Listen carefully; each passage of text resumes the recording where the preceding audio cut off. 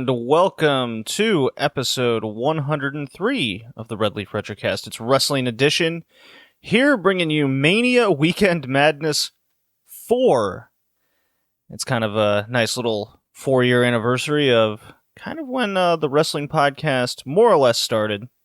I know I did an episode or two prior to that point, but it's good. Kind of lines up with episode 100. I thank you everyone who has joined me on this journey from Rad Zero to JPQ to many others, and especially Kay, who was with me for quite some time until work got in the way. But in the meantime, until his hopeful, inevitable return, I'm gonna be going solo for a bunch of these.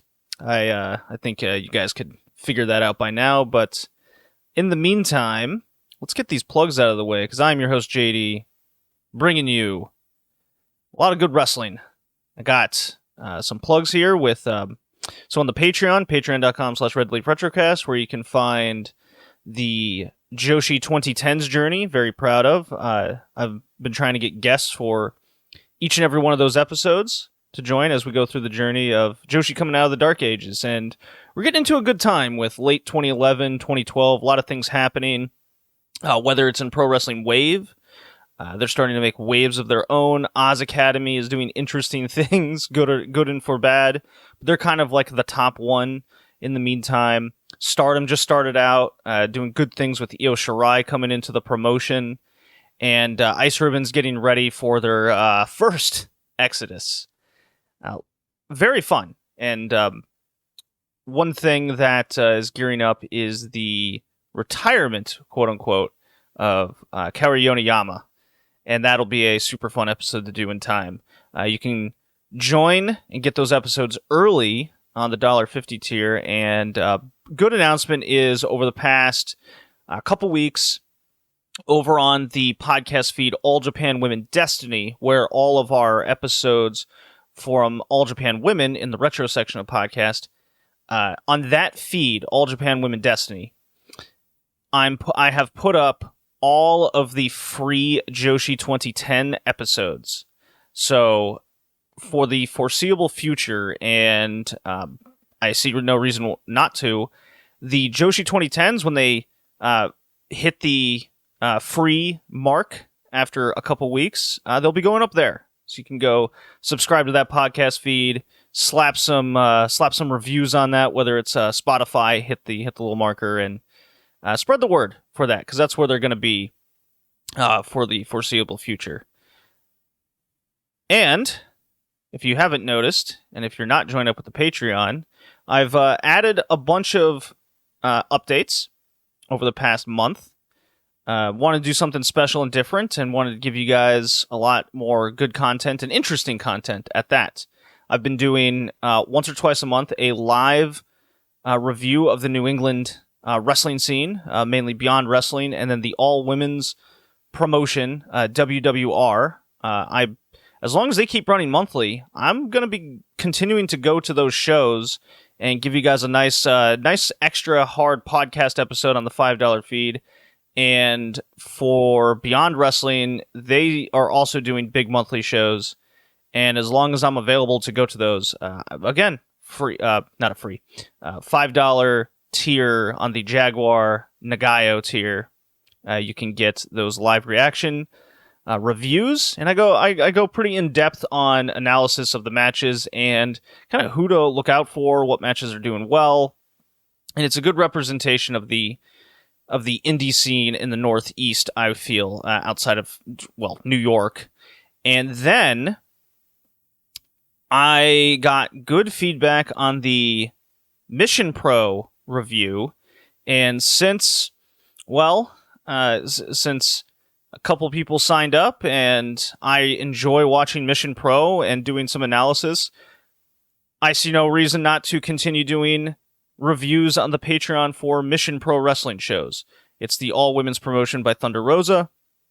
I did a full bangers-only review over Mania Weekend, along with DPW All-Women Pro, which was an all-women's show over Mania Weekend. I did a review over that, but definitely, I think, monthly, going to keep up with the Mission Pro reviews. as long as I have access to them and can get them and buy them. And then a third review hit in the month of April on that $5 tier is all the indie to Major League women's matches that took place outside of those two women's shows. I watched just about every single women's match available and critiqued and analyzed each and every one of those, for better or for worse. So that's 3 big free $5 episodes that you can get access to on the Patreon. So, what else I got? LLPW reviews, that's still monthly going on. Very much getting into the big crossover shows from LLPW and AJPW. Some good retro content there that continues to be one of the most listened to episodes monthly. And again, if you join, just hit me up with your email and message me on Patreon. I try to message everybody that joins, and I can get you access to the Google Drive, and you can get those shows because they're pretty tough to come by monthly. But I'm trying to keep up with that on a monthly basis. And my favorite thing I've started, I even backtracked it to January, is my Western Joshi Top 5 of the Month article that I write and keep up with monthly. I did January, February, release those for free, and then I released March last week, and after 2 weeks, they will go up for free, but if you join the Joshi 2010's Journey tier, that's that $1.50 tier, that you'll get access to these articles 2 weeks early. So you see a pattern with the $1.50 tier. It's eventually going to be free. It's a low-cost tier. It's basically just supporting the podcast and me and my work. And the goal of that is to gain exposure to how the women's wrestling is performing and advancing, and what wrestlers to kind of pay attention to outside of Japan specifically. And I gotta say, if you've noticed by the articles, there's some names that have popped up I'm sure people don't recognize or aren't familiar with. And then there's some matches. I also make sure to put where you can watch the matches if they're available. Obviously, there's alternative ways to get these things and watch them, but the easiest way is, of course, the wherever they subscribe to. And I gotta say, Pro Wrestling Eve has really impressed me with their format, as long as their camera crew is showing up to their shows. But Alex Windsor, Lizzie Evo, whom just recently signed with NXT UK, unfortunately, for us fans. If you're a fan of this podcast, I'm sure you feel the same way. Charlie Evans, Charlie Morgan, even to an extent. They got... I know I was harsh on Eve, and I have been harsh on Eve in the past, but credit where credit is due. There's a lot of wrestlers that have now shown back up in that promotion, have gotten into great shape. The ring game, the rust is gone, and a lot of them look like they've improved over the last couple years, and in the last 6 months especially. And pay attention to that name, Alex Windsor. I mentioned her in the last podcast. If you've read and already signed up with the Patreon, you will read a lot about Alex Windsor specifically. And I do have kind of a running power rankings of sort, where you can see top free agents not signed to major promotions. So anyone that's got a contract with Impact, AEW, WWE, and AAA, I threw in there as well. They would not qualify for this top 25 power rankings. And that's a way to kind of see who's available on your local indie scene to kind of go check out, who is available to essentially be scouted and show up in one of these major promotions in time. I hope you all enjoy that. Sign up to the Patreon. It's a lot of content I'm putting out there. I seem to also be very motivated to write kind of a monthly thought process article. The last 2 have been over Ice Ribbon specifically. I got one in mind I am probably going to put out here in May, or for May, coming out in a couple weeks. And I think I might stick with the Joshi topics for now. I got one in my head, so there's a good little teaser there. Those go up on the $5 tier. All right, let's move on to some matches and topics from outside promotions. This is going to be nice and quick. I hope today. I have a lot of just real simple thoughts. Just a lot of wrestling to watch, a lot to keep up with. I have a lot of Mania Weekend standout matches. I think we all agree Bianca Belair against Becky Lynch was very solid. I very much enjoyed that. Becky Lynch, I know I mentioned it in my Indie to Major League Women's Matches Patreon, that Becky Lynch isn't the best worker in the ring, but she has that charisma and presence, and she has a very good handle on match structure. And Bianca Belair, look, she's 2 years in a row. She's delivered back-to-back excellent Mania matches. I went 2 out of 3 on it. Didn't really hit the peak for me. Obviously, a lot of lack of investment in the product. The build was terrible. How they've treated Bianca Belair isn't representative of a star. The utter nonsense that happened at SummerSlam with her, it's all things I disagree with, things that just kind of fuck you as a fan over and over again. Very repetitive, but hey, credit where credit's due. The match was very solid, along with another match on Mania Weekend.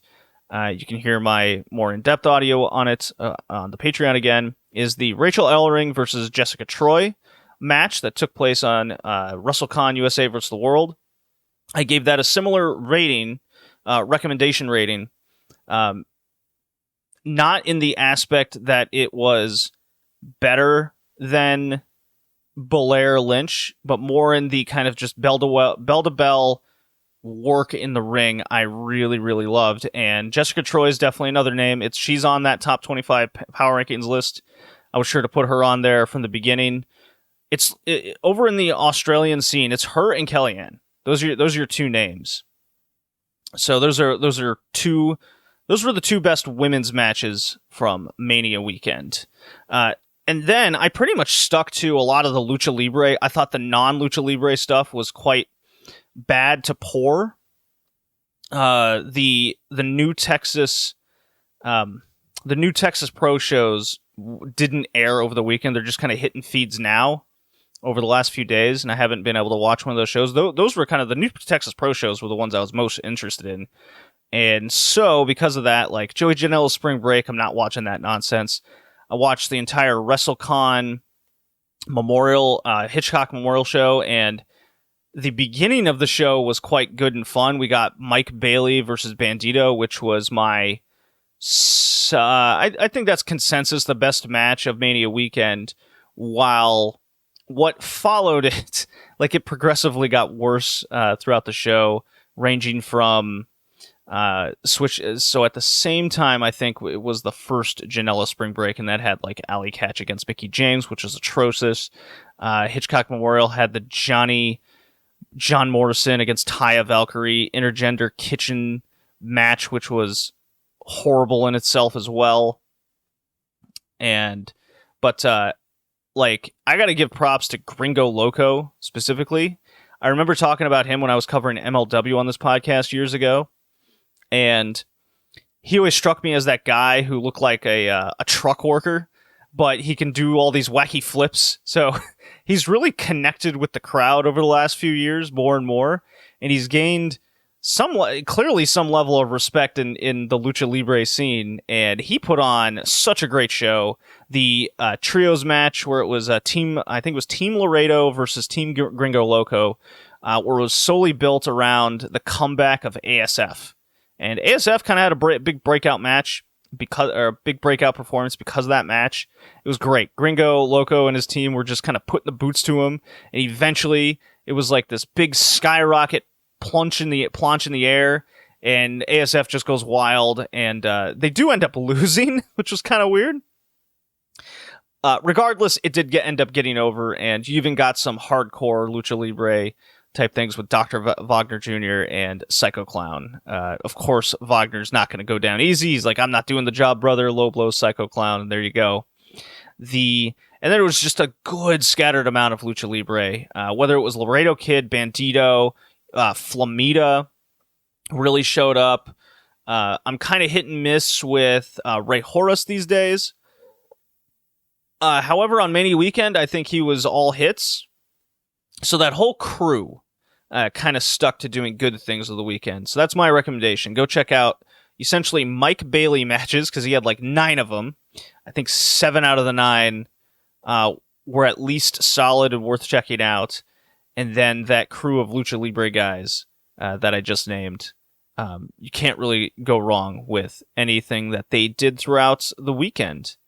I also checked out, it finally hit feeds. I was waiting on the AAA show from, I can't remember where it was, but it is essentially the show with Flamita versus Vikingo in the main event for the mega title, and why that match was very patiently being waited on from a lot of people is it got a lot of buzz in the Lucha Libre fandom as being something, 4 stars or better, going by the Observer Meltzer scale.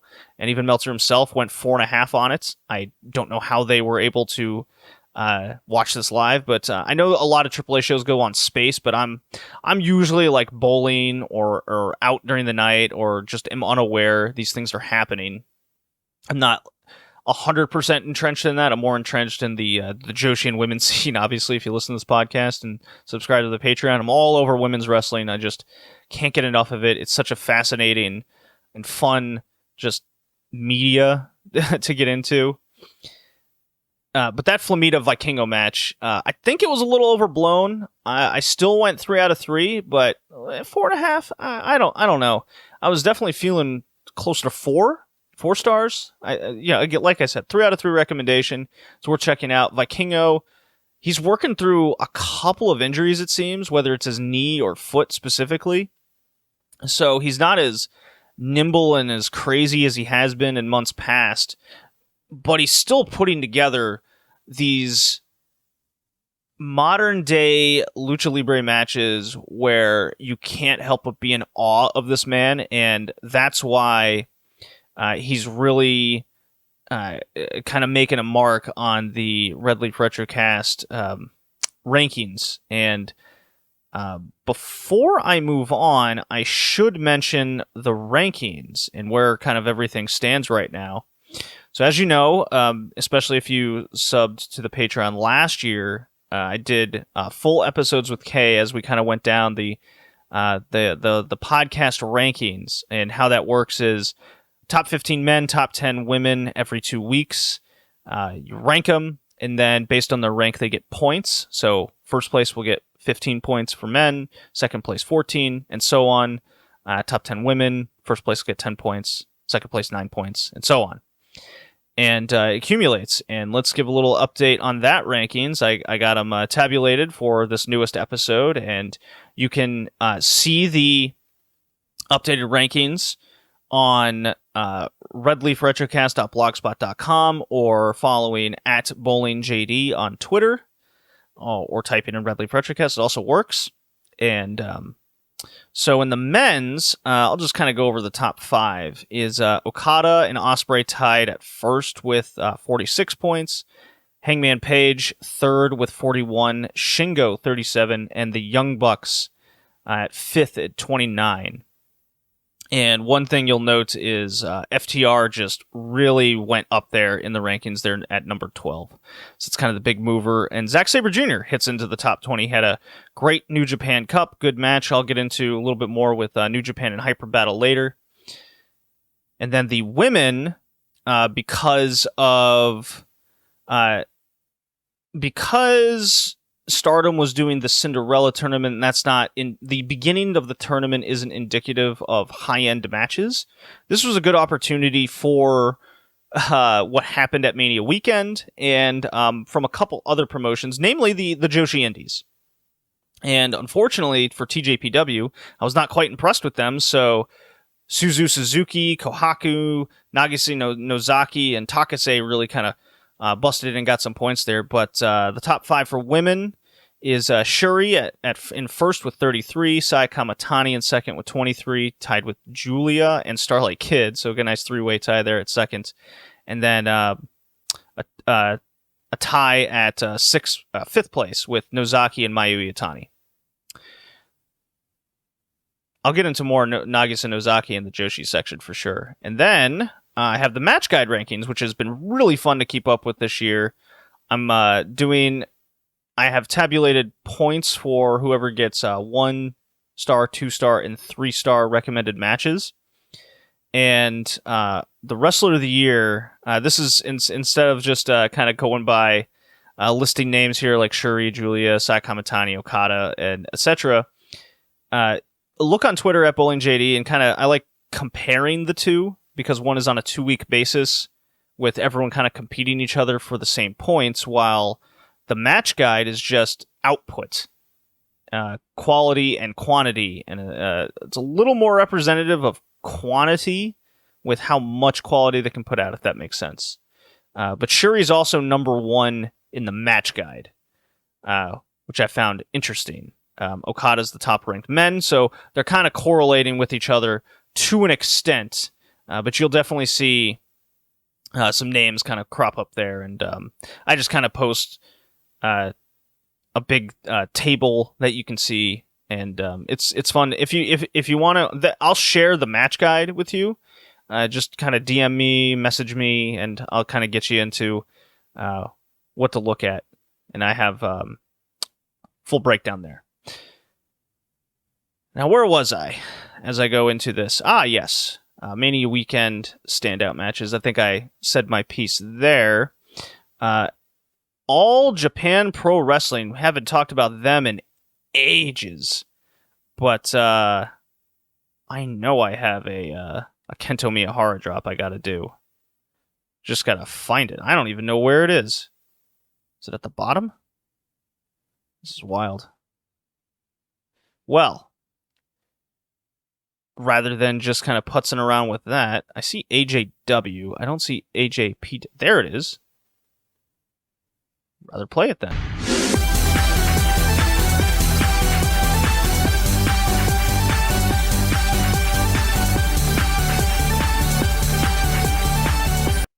Okay. I hadn't played a drop in a bit for this podcast, but yeah, the Champion Carnival started up, and it's been pretty easy to access. As you know, I just can't seem to sign up for the All Japan Pro Wrestling service. Just it's never worked. I've tried multiple times. I've gotten my money stolen multiple times, so it's just wherever it pops up, I kind of watch it, and people seem to be, at least in the puro fandom, keeping up with the carnival this year. I thought day 1 was great. I've seen days 1 through 3 for the carnival matches, and hard rule now. Yoshitatsu, not watching any of his matches. I'm done with this guy. Did not like it. T-Hawk is in it, and his shtick in this tournament is he'll eat a finisher and then roll you up, or he lost. So it's my most hated finisher. I'm just so infuriated at those matches. So T-Hawk, he's kind of on my shit list right now. His matches just infuriate me. I don't like him. The top 2 matches from night 1 I took were the Shigehiro Ure defeating Tsuji Ishikawa via the ref stoppage, which was real cool. Big meaty men doing meat things is the best way to describe that. The size difference was kind of funny, and I hope this is more indicative of an Irie run in All Japan rather than an Ishikawa story of him coming from behind. I have a feeling it's going to be the latter. But the 3 people I was super interested in watching in this tournament was how Shotaro Ashino was going to be built, Kento Miyahara, now that he's the Triple Crown champion again, and then what they're doing with Jake Lee, because he came back after being, after vacating the title due to injury, and now he's back, and his heel shtick is it's growing on people, but he's still very slow in plotting in his main event slots, which I'm not into still. I've never really seen it with Jake Lee, although I understand the purpose and need for All Japan to kind of have this guy. So it's fine. I'm not hating on it. It's just I'm just not a big Jake Lee fan. And to my surprise, Yuma Aoyagi. Now, I know the Aoyagi brothers are kind of the part of the future of All Japan Pro Wrestling. And I'm not quite seeing singles run-esque type Stardom here, but they got to make people. And Yuma Aoyagi did impress me in his match against Suwama on night one, so that was good. A lot of people are really into Takuya Nomura. I believe he's the Big Japan guy. I wish he would get a gimmick other than just black tights, 1980s standard wrestler. Otherwise, he kind of has a ceiling with him. It's very hard to showcase. Like, you got to be a special talent to showcase charisma. Just being black tights, basic Young Lion-esque look. But Nomura is another guy. More on nights 2 and 3. Nomura impressed me more. Did he even wrestle on night 3? Let me just pull up nights 2 and 3 right quick so I have something to reference here. But the story of night 1 was more or less the upsets. Kento Miyahara and Kuma Arashi had a 3 out of 3 recommendation match. Let's see, a lot of people going 4+ stars on it, which is great because my understanding and my feeling was Kuma Arashi was going to eat nothing but L's in this tournament. But to no surprise, instead of All Japan kind of capitalizing on an Arashi upset like that, they just kind of immediately beat him, and that really told me a couple things along the lines of night 1 being the night of upsets and trying to dock points off of your main guys. It's a nice story if a couple of those guys actually like lose going forward, and then you have a couple guys going for comebacks. Because the next night, Kento Miyahara and Suwama went to a 30-minute draw. Aoyagi immediately lost to Nomura, and then Ishikawa just beat T-Hawk. And the only match I recommend from there is the Nomura Aoyagi match. And I am so done with this Miyahara-Suwama feud. I just see it so many times, and their matches just never seem to land with me. And a 30-minute draw was just not for me on this day. Yeah, okay, it was day 3 that Kuma Arashi just straight up lost to Yoshitatsu, and I'm just... Like, I saw that result before the match, and I just went, yep, okay. So they just wanted a shock victory. I read that All Japan's been teasing a Kuma Arashi Kento Miyahara Triple Crown match, and I guess that was their way of setting it up. But if they just then proceed to bury him in the tournament like this, from here forth, and his one big win is against Miyahara, that Triple Crown match seems awfully uninteresting. That second match around. My opinion, of course. T-Hawk, Ashino, Look, T-Hawk, you're done. Stop taking finishers and pinning guys. I wasn't overly impressed with Suwama Nomura. Suwama just beat him. And then Jake Lee, Ishikawa in that main event. Again, Jake Lee very slow in plotting. And those were your first 3 days of the carnival. Kento Miyahara is just on another level. Nomura is definitely impressing me in the tournament with his style, and I'm paying attention to Aoyagi. So those are actually the 3 guys I'm really going to go out of my way and watch for the tournament going forward, and I want to see what they do with Irie as well, because Irie, coming off the 16 Carat tournament, seems extra motivated now with a lot of his work, and it's translating to the ring, and it's translating to me as a fan. I'm very surprised with this year's carnival. They're not doing well in attendance, like, at all. So I think the only day they'll get a good one sure seems to be the finals. But for what they were able to scramble together, and just from, I say, a quality standpoint, it's been pretty good. It's been definitely more on the simple side. Outside of a main event that might go between 17 minutes and the 30-minute time limit, they're really sticking to these kind of 10-minute format matches. So everything is coming across as too short, little flat finishes, and it's almost like it's the opposite of overstaying their welcome. They're understaying their welcome to me. And it just kind of hit me when I was watching day 3, where it feels like the first couple nights of the Stardom Cinderella tournament without the 10-minute time limit. Because what makes at least the Stardom Cinderella is that 10-minute time limit, where it's easy to get knocked out that way, and the over-the-top rule. While in All Japan, it's just it's weird that all of a sudden these people can finish each other off in 11 minutes. Whenever in the ethos of All Japan, they do face each other in singles matches throughout the rest of the year.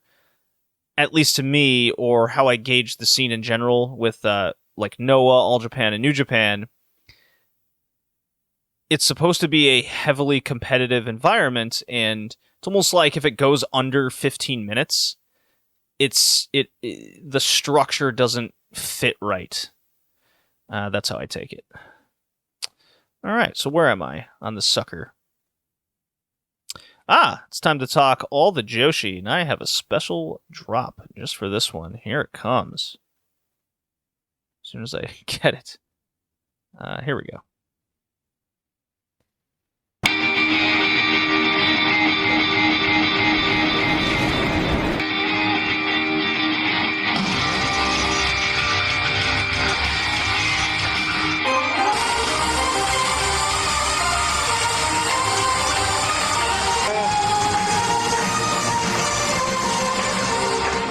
Hey, wasn't able to grab the clean version of Nagisa Nozaki's song, but hopefully that sounded all right. I kind of messed with it a bit. But yeah, that was Nagisa Nozaki's recent theme. Look, I'm into the Nagisa Nozaki. Wave is making moves. They just announced that Minoru Tanaka's oldest daughter is going to join the promotion, along with some retired AJW wrestler from the 90s that retired in 2001 out of Arcean. So she's coming back. I'm not familiar with her all that much. I may have seen one match from her, so who knows what to expect from that kind of wrestler. As I take a sip of water here. Hold on. And then in other news, we're keeping up with Nomads. We're keeping up with how they're doing and what they're going to be, because that's really interesting, especially in the state of the Joshi wrestling scene right now. Is Nomads announced they're opening up more seats, but they're sticking in line with COVID protocols and restrictions right now. So I asked the question, are they set up for that 300 to 350 range, or are they set up for the full kind of 500-ish? And they kind of confirmed that they're set up for that 300, and they're adding some seats. I would have liked to see, maybe at this point in time, you can fully open up Shinjuku Face, where they're running, and you can get that 500, because that'd be just a great crowd for an opener like that. But maybe this means that with the restrictions and being at their 50% range, that they can do streamers and cheer for a lot of these wrestlers that are announced. And they're announcing a lot. It's essentially every freelancer is going to be at this show. And I hope it's a big deal. I hope that a lot in the Joshi community are going to cover this show. I hope there's a lot of articles about it. I've contacted JPQ for Pro PWI. I'm in contact with Scott E for 5-Star Joshi podcast to cover the show. I want to get as much out there for this one and get a lot of thoughts across, because it's kind of make or break with this. I really hope they succeed and have good ideas. That's where I think. There was other women's wrestling news where Maria Kanellis announces some women's power thing. So whether that's a promotion, an indie thing going on, I guess we'll see. So that's kind of the women's wrestling news. And for these Joshi news and topics, I have a number of matches and from a number of shows that I want to quickly go over, kind of recommendations and what's sticking out to me and what you could possibly check out. And I'm going to start with Ice Ribbon, because Ice Ribbon's gearing up for a Korakuen at the end of April here, in which That's going to be essentially the primer setup for the big May Yokohama show, which you'll see Tsukasa Fujimoto's indefinite hiatus leave that she's doing, along with the retirement of Sakushi as she's taking on Asahi in her last defense of the Infinity title. I've seen some people speculate and kind of assume Asahi's winning that match. I'm not on that boat. With history of Ice Ribbon and how they go out, they like doing the whole happy ending, congratulations, here's your thing you can go out with. I think the most recent was Matsuya Uno, whom basically retired with I believe she retired with the Triangle title, essentially. So this isn't unheard of. And I really am leaning towards Sakushi just retires this thing. They'll get a tournament out of it. I, in fact, wrote about this very scenario in the retirement of Sakushi Haruka article on the Patreon that you can still read. And it's kind of an ominous outlook on what the promotion could be and what they could do in the future. And it's looking more and more likely it's the scenario where they stick around, do a tournament, and don't be so shocked if like Hamako Hoshi comes out of this thing as champion. Let's just put it that way. So they ran 176 box on March 27th. Finally reached a video that I could watch this. That had the Tsukasa Fujimoto taking on Kaho Matsushita. I'm very high on Kaho Matsushita, but holy hell is she mic shy. That is something she needs to work on and work for. And essentially coming out of this match, they are now the challengers for the tag titles, I believe, on the May show. So I don't think they're winning that. But it's a nice little challenge to go out with, and Kaho showing a decent amount of promise. Galaxy Punch defeated the Hoshis. They are the new champions, so Galaxy Punch is essentially that's Hikari Shimizu and Saki. They're just kind of hitting up every promotion and getting their tag titles, while Saki challenges for their main title and loses. That's the pattern throughout the scene. They're eventually going to run out of promotions, and then knowing what we know over how the scene kind of operates is once they're done with that loop, they're out of chances. And this kind of goes into my want of nomads being something of importance in the scene. Because when was the last time you saw Hiroyo Matsumoto kind of as a important character in the scene? She really hasn't been since she went on that run in, I think it was 2017, because Shido was 18. And they all have that same loop. But the Galaxy Punch Hoshi match I recommend. I vastly enjoyed that tag title match. Ibuki Hoshi kind of getting pinned there. Don't like that too much. But again, don't be so shocked if Ham is holding that Infinity title by the end of June, let's say. And you know what? Sakushi's defenses, her defense against Saki wasn't great, and her defense against Totoro was very bad. They're just not hitting. The opponents aren't hitting for Sakushi. They're not lining up people that they're going to push in this promotion later.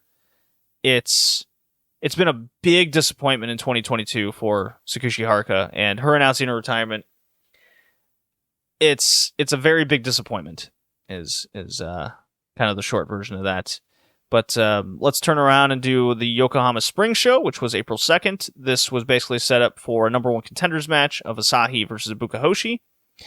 And this was both really fun and really awesome to watch, and then it was a complete mess at times. Because as much as I see a huge future in Asahi, and so does Ice Ribbon, they have a lot of confidence in her. She's even going to be running the dojo. She's going to be the successor. I mean, she's a good year or two away at minimum from putting in some higher quality work. Ibuki's kind of there already, but if this match was any indication, she's definitely at a ceiling right now in how much she can pull someone up. I don't doubt that she'll get better, but if she's concentrating on school and she wants a future like that. If this is the immediate future for Ice Ribbon over the next 2-3 years, this is going to be rough, and I kind of expected that. I don't mind Asahi doing the challenge. I just wish, maybe that was where Totoro's spot should have been, and we could then build something up further and have a better match at the May show. Ice Ribbon really does this a lot, where they want to tell a story with their wrestler, and once they're done telling that one story, they're kind of done with the wrestler. And maybe I'm looking too much into it, but maybe that has a lot to do with why a lot of these wrestlers kind of left the company all at once is, well, if you're done with me, then I'm done with you situation. That's kind of my own speculation and thoughts. Something to think about. Seedling actually had a good match this year. That was the March 31st Best Friends defeating Takase and Yu. YUU. Tsukasa Fujimoto and Arisa Nakajima. Look, they're one of the best tag teams in the world. They kind of don't miss. And Takase has been eating a lot of pins this year. It's seemingly almost every match. If she's in a singles match, she's losing. If she's in a tag match and they lose, she's eating the pin. And she never, if that tag match and they win, she's not the one winning. So she's kind of in a weird spectrum where she's out there to put on a good show, put on a good match, and just not afraid to eat the pin. But I think that has more to do with she has no more leverage in the scene, which is a real shame, because why you wouldn't want to book her into main event positions, I just don't understand. But that Best Friends Takase Yu match was quite good. I think I went 2 out of 3 on it, recommendation. And this is where they announce that Tsukasa Fujimoto and Arisa Nakajima are going to have a couple singles matches. They did this in, I believe, around 2014, where they essentially just traded wins in each other's promotions. And I expect they'll do the same here, because they're going to have one match in Seedling, one match in Ice Ribbon, before Tsukasa goes away for a while. Who knows how long that would be. For all I know, she'll be back in 3 years, and that's her idea of a hiatus. Does say indefinite. I would be in absolute stitches if her indefinite hiatus is her joining up with Shida in AEW. I don't think that's going to happen, but I mean, I'll give it a 1% chance. But holy hell, that would my eyes would twinkle in glee and laughter. But should be a couple good matches. I'm very excited to see what they can output. What is this, 8 years later? Yeah, wild. Wave had a good back-to-back semi-main event. Nice little 5-match show. They're really sticking with this format of, and I spoke about this show and the Oz show I'm going to get to in a little bit on the 5-Star Joshi podcast, which you can sign up for at Fight Game Media and listen to good old Scott E over there. And he had me as a guest on. I hope to be on more. This Hibiscus May Yuki Miyazaki in this promotion, I cannot watch their matches. It's those two and Sakura Hirota. It's always the same thing with these three. And I think to me, if it's one thing to be in an opener and kind of getting people laughing and have a good time for the show. Ice Ribbon does that. I got no problem with things like that. It's when you do it in stuff like this with tag titles. You're supposed to be down to business and treating these things. I'm very much of the mind you treat titles with respect, your audience will as well. And then they become proponents of drawing business, drawing interest, drawing money, and to me as a fan, it also draws my interest. So it's a number of different factors here. But look, it was luminous. It's Haruka Umasaki, Miyuki Takase. It went 21 minutes, and it was all comedy. There was a moment here where Yuki Miyazaki and Takase are just staring at each other, and then they just sit there on the mat for minutes. I was disgusted. I was immediately just going, yep, we're done here. Awful. And, of course, Takase loses. Hooray. More losses for one of the best women outside of Stardom. So, new tag champions. I guess I will not be watching Wave tag title matches for the foreseeable future. In the semi-main, very strange, is Nagisa Nozaki taking on Saki. They've been building this matchup for, seemingly since, I want to say, November of 2021. And this has been in the back burner for a while. And for this to be the semi-main, it's not something I do personally. It seemed to be, I get the idea behind, so the whole point is Kohaku's re-debuting. That's the former Makoto Shindo. She got a new look. Gear's not ideal, put it that way. So they wanted to highlight her in the main event. I'm like, okay, that's great. I think maybe not do it on the same show, but regardless, they could have done a little bit of format change to send different messages and highlight the wrestlers in a different way and make your title match even more important than what it is, especially for a match they've built up for months on end. But I did like it. Went 2 out of 3. Saki she's missing a main event level gear. She kind of doesn't even have it in her tag matches either.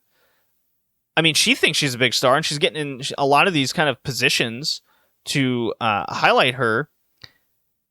I just don't think she has that gear that's necessary for a main eventer. While Nozaki, on the other hand, since coming out of the pandemic and her improvement over the last couple of years, the more I watch her, the more I'm impressed with presence. She's got the new entrance music. She's very much exuding a lot of confidence. She still seems to have a little bit of back issues that she's working through, but it doesn't seem to be hindering her as much as it did during the pandemic, which is real nice to see. So, if you don't know, Nozaki struggled with injuries quite a lot throughout her career, and heavy personal burdens. I'll put it that way. And to see her really kind of putting together what she knows about wrestling and her improvement and understanding of match structures, I've been really impressed. She's been between her, Alex Windsor, and Takase are kind of my 3 top go-to outside of Stardom women right now. And I kind of recommend kind of any match they're in general. I watched that Takase Mika Iwata match, and even though it was a little on the comedy side, because look, it's a mid-card tag match, that's fine. Not something I would have booked. That's more of a main event level semi-main rivalry you could build, but they're doing good work, and no matter what they're in, it's intriguing and interesting work. It doesn't feel like filler with these people lately, and that's a lot of the scene where it just seems like it's filler a lot of the times, just random matches thrown together, just picked out of a hat, your Fire Pro build, if you will. While I think Wave is doing a lot of good things with Nagisa Nozaki and her run currently, and I hope she holds this title for a while, and she can go through a number of opponents. Kohaku was her announced next opponent, and while that's very exciting, fresh, new, and well and good, and after her showing in the main event against Suzu Suzuki, as a fan, yeah, I'm into it. The problem is Suzu just beat her in 13 minutes, so setting up a challenger in which she just lost, again, you're not sending the right messages. I do want to mention, before I go on to that main event match, is I just randomly up online, YouTube, Diana posted the Nozaki Ayaka Sato match for the vacant title, and Nozaki's good there too. Ayaka Sato, on the other hand, she don't have it. She don't have it, guys.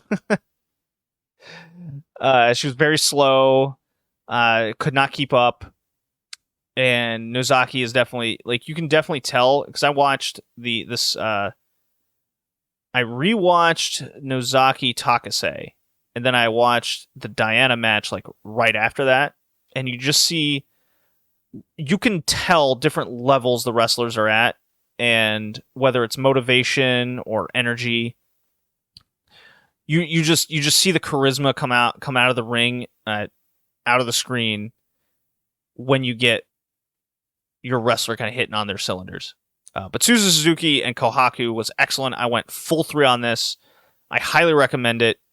Just stiff forearms, 2 young wrestlers that get it, and to me, this match was like an indictment of Marvelous in a way, because instead of, you know me, I'm very much against this idea that they must pay their dues for the first 3 years, and if you have somebody, you go with them, or at least you give them opportunities.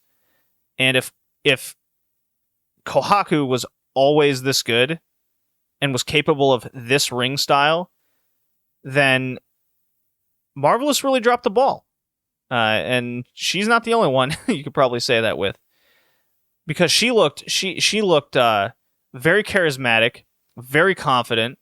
She had definitely we'll stick with the word. She had a motivation in her ring game in this match to prove something.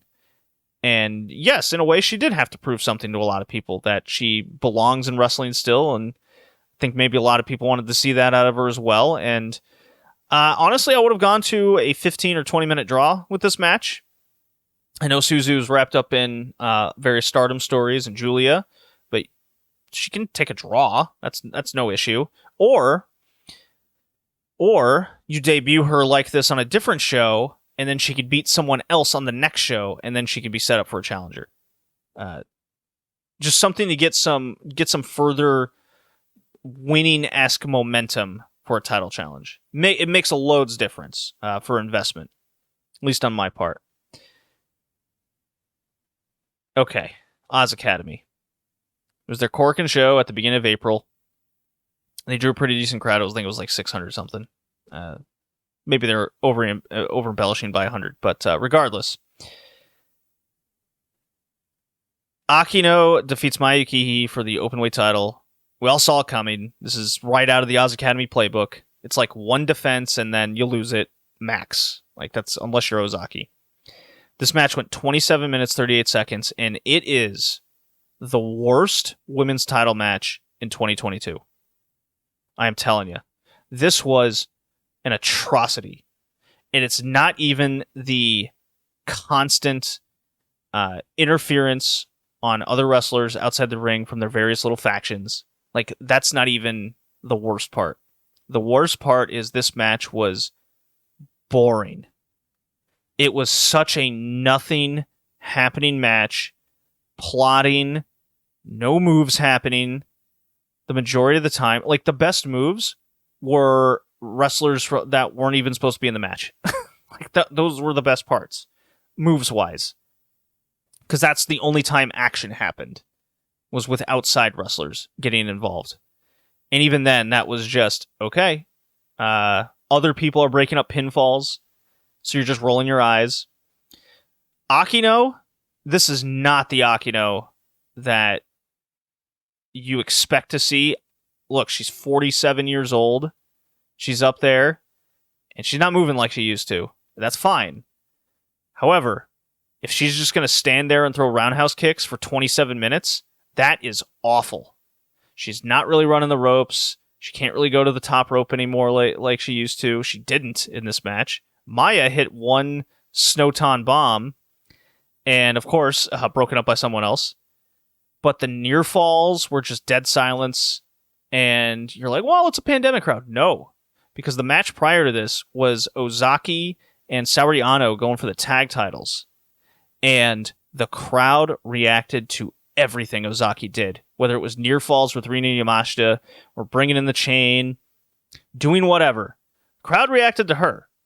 They didn't react to this match one bit. Not one near fall. It's the worst title match this year for women. The worst one. I don't care if you want to reference any Britt Baker defense this year. This is worse. Nothing to me is worse than boring. Because if you have shitty booking and something just outrageous happen in any spectrum, that's at least a form of entertainment that you could talk about. There was nothing to talk about here. Horrible. Horrible. Maya, I beg you to do something more than what you're doing now. Because your Saki Akai little team-up thing in DDT is all well and good. God, I hope Nomad succeeds. Let's move on from that point and go on to TJPW. Here we go.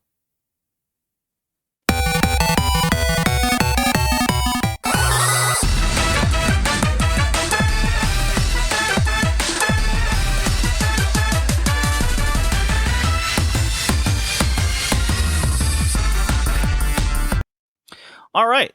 TJPW. They ran Cork and Hall. They had still incomplete. Only 509 people, but I guess it's coming off of the big Grand Princess show. They had a number of house shows, but here we are. My big takeaway from this show was the building and making of new tag teams that are interesting. So I'm into this. I like the free Wi-Fi team, Hikari Noa, now Calcutta. Of course, they beat the Yuki Kamifuku and Maki Ito team, so Maki Ito eats another L. Her story of being a loser continues. I'm not into that. Especially, it just seems to me that TJPW doesn't really want to make her a main eventer. They have her slotted at this level, and she's going to kind of stay there. Now, she didn't eat the pinfall in this match, which I was like, whew, dodged a bullet there. But yeah, the free Wi-Fi team, they are going to be the next tag challenger, so I'm into that. That's fine. Miyu Yamashita defeated Yuria Nagano in 4 minutes, and this, I think, accomplished a lot. Yes, it's kind of Miyu Yamashita avoided. It's set up quite funny, where Yamashita's kicking her leg out, and Yuria's doing various karate-esque moves, and she goes for that big combination that she hit at Grand Princess, and finally Yamashita just dodges it and skull kicks her and pins her. Is actually pretty rad. It doesn't sound as like burying as it does, but this is her second match of her career. She wasn't against one of those low card scrubs. I'd like to see from here a gradual Yuki Arai-esque improvement, and eventually coming away with a win of sorts over Raku, Hyper Masao, she can eat an L, Mahiro Curio, like those type of people. And speaking of Hyper Masao, she defeats Miyu Watanabe in a singles match, 11 minutes. She does a wacky kind of ties her up underneath the mat, which is kind of funny, but yeah, I mean, the full repeat of 2019 is on. I mean, we all saw Hyper Masao being set up as the next. She's coming off 2 quote-unquote big wins, the Sancho Takagi match at Grand Princess, and now this one. I would have rather seen Miyu Watanabe come away with the win. I think that's a much more interesting matchup rather than continuing down this Hyper Masao Shoko Nakajima 2019 storyline. I mean, they already do this match every year in January. I don't need to see it again for the title when Hyper Masao is a comedy character. Now, if it was Rika Tatsumi, they actually have a history of serious wrestling matches, and that would have been interesting. Maybe that, in a way, should have been the setup for Hyper Masao gunning for the title over Miyu Watanabe. Saki Kai and Yuki Arai teamed up. I'm into it. Let's keep this team going. They beat Kiryu and Rika Tatsumi. And then match of the night, easily. Magi Rabi defeats this name. Daisy Monkey. Hate it. It's Arisa Endo and Suzume. This is their peak for the foreseeable future. I don't see TJPW doing anything for the remainder of the year with these two. But it was good. It was very solid. Suzume and Endo have strung together a lot of good combination moves to go against, and Yuka Sakazaki is hitting right now. I mentioned it at Grand Princess with her hot tag motion, slow and plotting. Like, she gets it, and it's really coming across well. And Suzume and Endo showed a lot of promise. I just wish they would get out of this kind of rookie-esque single standing they got going on. And then Shoko Nakajima defeats Yuki Aino in just under 16 minutes. Match was a mess. they almost like died botching a turnbuckle Hurricane Rana type spot where they fell to the outside, and Shoko, especially Yuki Aino, looked shook after that. I don't blame him. I wasn't really feeling Shoko's run heading into the title, and now that she was the one that beat the unbeatable Miyu Yamashita, again, this repeat of timeline, I've seen some people talk about, well, it's like if you get a lot of new fans, it makes sense to repeat. And I go, well, no, that's not how this should work. It should work as if you organically build to these things where a rematch gets your fans excited because you follow the journey rather than just a rebook tread. If anything, that's less interesting to your current fans, and your turnover rate offsets each other. There's a lot of examples of this through various promotions over the various years. I've been watching Nitro, and that's a great example of just what I'm watching recently is just retreading of old storylines and characters. It doesn't work. It simply doesn't work. You get a short nostalgia pop, and then people are like, well, I want to see something fresh. New fans always, especially in the modern era, new fans can watch the first runs. So put that out there. Match was a mess. Not excited for a Hyper Misao Shoko match. I did like the way this card kind of turned out and played together, though. And I'm not going to bury the Yuki Aino defense all that much, because you need to build people up and have people have opportunities for these people. Otherwise, you can't buy them later. So it's a little bit of a sacrifice for the good of the future. The issue with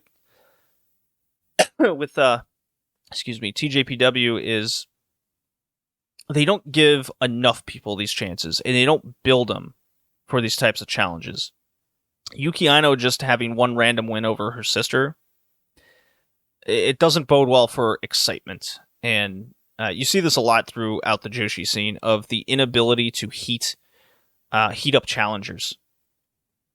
And that's why kind of no match ever feels big. Stardom, on the other hand, has a much better understanding of how to do that. That's why seemingly on a month-to-month basis, a challenger feels hot and big. So yeah, Shoko versus Misao, and then Majirabi against Free Wi-Fi. See what happens going forward for them. All right, Stardom talk. Gonna be a little shorter, but I should pull up a new drop since I didn't play a whole lot of them last time. But here we go.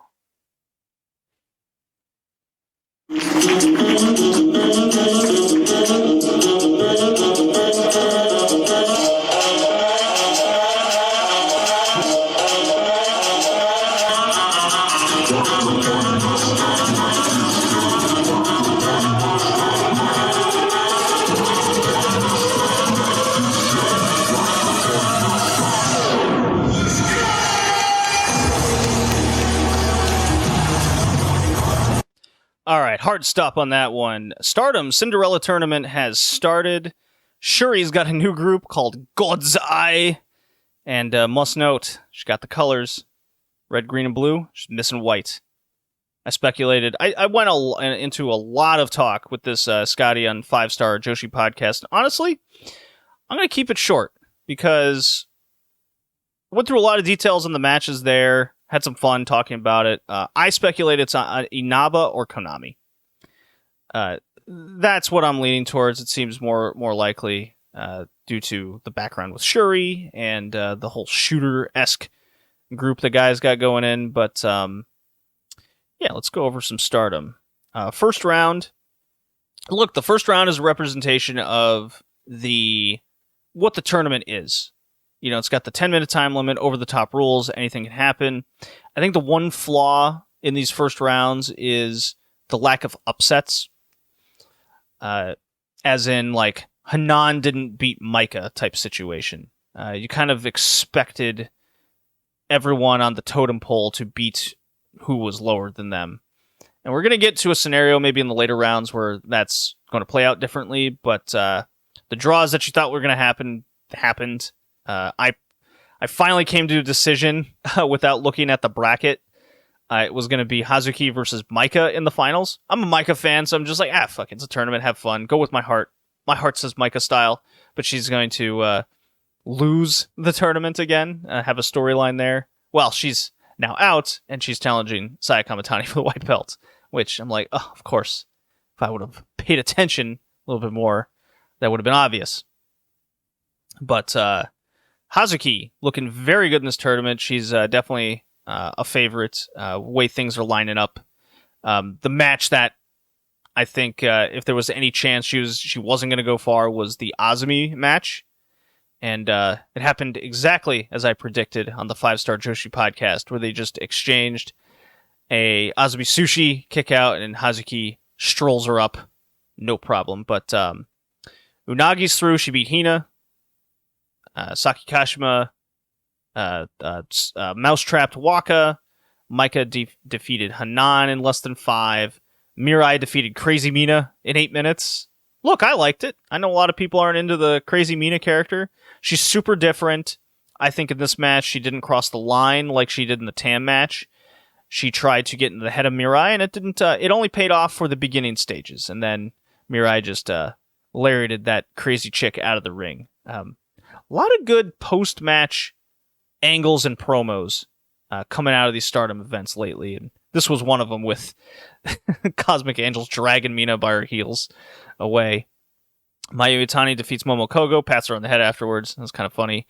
Natsupoi, Hurricane Rana Starlight Kid out for a ring out. Good stuff. 5 minutes, 54 seconds. Went 2 out of 3 on that one. And Tam and Utami went to the very expected 10-minute draw. I love matches like this in the tournament personally, because it doesn't blow off a big match, and it sets up for something later in the year, possibly. So I'm very much looking forward to maybe another 5-star matchup with Tam and Utami down the road, or maybe a special singles match at a pay-per-view this summer. Maika and Saya Kamitani do the double ring out. No Lex Luger, Bret Hart situation here. They're just out. Kind of like that, where it's just, no, you both fell out. We're not doing this feet touch first nonsense. What happened was Saya Kamitani tried the Hurricane Rana spot, and Maika just caught her in a powerbomb, and they both went out powerbomb style. And then Maika pulling an Unagi. She's learned her lesson. Shit, I'm out. I'm going to challenge for this title immediately. Look, I beat you. We're going. We're going in May. So I love it. Good stuff. My Sakurai defeated Lady C. Worst match of the first round. Saya Ida defeated Rina. Koguma had a Fukigen death off. Koguma wins. They really protect Koguma pretty well. Himika defeats Ruaka. And then Himika in the second round went to another expected draw against Shuri, and she finally gets her red belt match. A lot of fans have wanted this match for quite some time. They have been teasing it, whether it's Himika in promos, and now with the dissension or split of DDM, now it's opened up, and now they got a big match for a pay-per-view in May, and that feels very fresh. And I'm not the biggest Himika fan, but I am excited for this matchup. Let's see what Himika can bring. I liked quite a few of her 5-star matches last year, and she seems healthy now, and Shuri's on definitely a roll this year of putting on very strong matches. Hazuki defeats Miyu Amasaki, the very promising rookie. Definitely like that. Julia and Tekla dropped each other on their heads in a strong style ice ribbon match.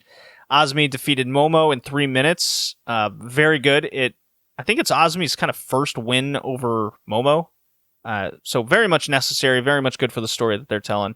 And then Shuri defeated Ami Sourei, tapping her out in just beating the 10-minute clock. Love the tease that Shuri could get eliminated by her bodyguard. And ultimately, Ami Sourei, I think she has a bright future in this promotion. I think she's got a higher ceiling than Himika personally. Let's see if she can put that potential together. And as for the second round, I kind of went over 2 of those matches already. There was the tag title match on that very show where it was Julia and Tekla against Black Desire, SLK, and Momo. And the first half of this match, it was kind of weapon warfare, and it was very different than anything we're used to seeing in Stardom the last couple of years. As in another team pulling kind of Oedo Tai hardcore stuff, and they were menaces to each other. At one point, Julia and Tekla hogtied Starlight Kid together, and they were going to put her in the ring, but Momo drop kicked him out. And then once they got kind of over the shenanigans for the next half of the match, it was all business, and I liked the standoffs. I liked how different the match was. It's not any kind of 3 out of 3 recommendation. I think the way it was formatted kind of prevented that. But as for something unique and different and interesting to how maybe this Julia and Tekla tandem will act going forward, I think it accomplished what it needed to there. I'm always up for something kind of off the path for the time being. So we're looking forward to a lot of strong matchups in the future. We got a rematch with FWC and Starlight Kid and Momo. That's going to be something to keep an eye on, because in a scenario where I don't see SLK and Momo losing, but I don't see Hazuki getting pinned unless, whoever gets pinned in that match, there's a good chance that person goes to the final. Or the person who doesn't get pinned in that match goes to the final on the FWC side. So if Hazuki gets pinned, that would kind of tell me that Koguma is going to the final of the Cinderella, for example. And if Koguma gets pinned, it's Hazuki's time. Because it looks like they're on a path to collide in the Cinderella. I think Koguma's going to lose before getting to Hazuki personally. So there's definitely mixed signals going on there, which keeps my excitement up. And then on the other side of the bracket, it sure looks like it's going to be Unagi and Mirai. I'm sure many believe Natsupoi is going to get that high spot, but the thing is, with me, Natsupoi's already had her white belt challenge this year, and so has Unagi, but the story seems to be more about Unagi, and Mirai having the red belt chance tells me they view her higher on the totem pole. So at this point, it's a prediction of Mirai versus Hazuki, with Hazuki winning to me. And Hazuki, whether it's red or white that she chooses to challenge for, I think any scenario works out for that. And there's a real possibility Maika could win the white belt from Saya Kamitani, because Saya Kamitani's accomplished a lot coming out of Ryogoku. And the same with Shuri. The difference is Shuri and Himika, I don't see a scenario where Himika wins the title. So that's more of just an interesting how good a match can they put on perspective. While in the white belt, I don't doubt that they're going to put on a good match. And it might even be the best match of each other's career to this point. Well, it's going to be tough to beat that Tam match at Ryogoku. But you get the at least it will be their best match against each other. As the bar is the Cinderella final from last year. Good things happening in Stardom. Very excited. I guess that's nice and quick with Stardom today. And I'll move on to just a short little Dragongate section. No drop. I'm just going to mark my timestamp here at 1 hour 14. Okay. Dragongate, k-ness retirement show. Look, they had their biggest crowd of 2022. They finally broke 800. At Korakuen Hall, they got 1410, and this crowd was very emotional. And the show itself, look, the D-Courage tag team, Dragon Dai and Yuki Yoshioka, they in fact had a rematch against JFK and UT, and it went 10 minutes. And this D-Courage team is right up there with Tag Team of the Year. Every match they are in, I'm compelled to watch it and see what they can bring. This was no different. Just 1 out of 3. It didn't reach any higher level than that, I feel. But if you're into Dragongate, the D-Courage matches, Dragon Dai and Yoshioka, are kind of the must-watch. It's the must-watch opener. Let's see. Then we had rookies and whatnot. Diamante defeats Takuma Fujiwara, 7 minutes. Diamante, look, I want this guy challenging for... I want this guy with a Dreamgate defense. Maybe that'll happen in the second half of the year. Whomever beats Kai at this point. It could be Kota Minoura at Kobe World, but do I see a scenario where Kai is the main event of a Kobe World? I'm not so sure about that one, but well, you know what? I'll save a thought for that in a sec.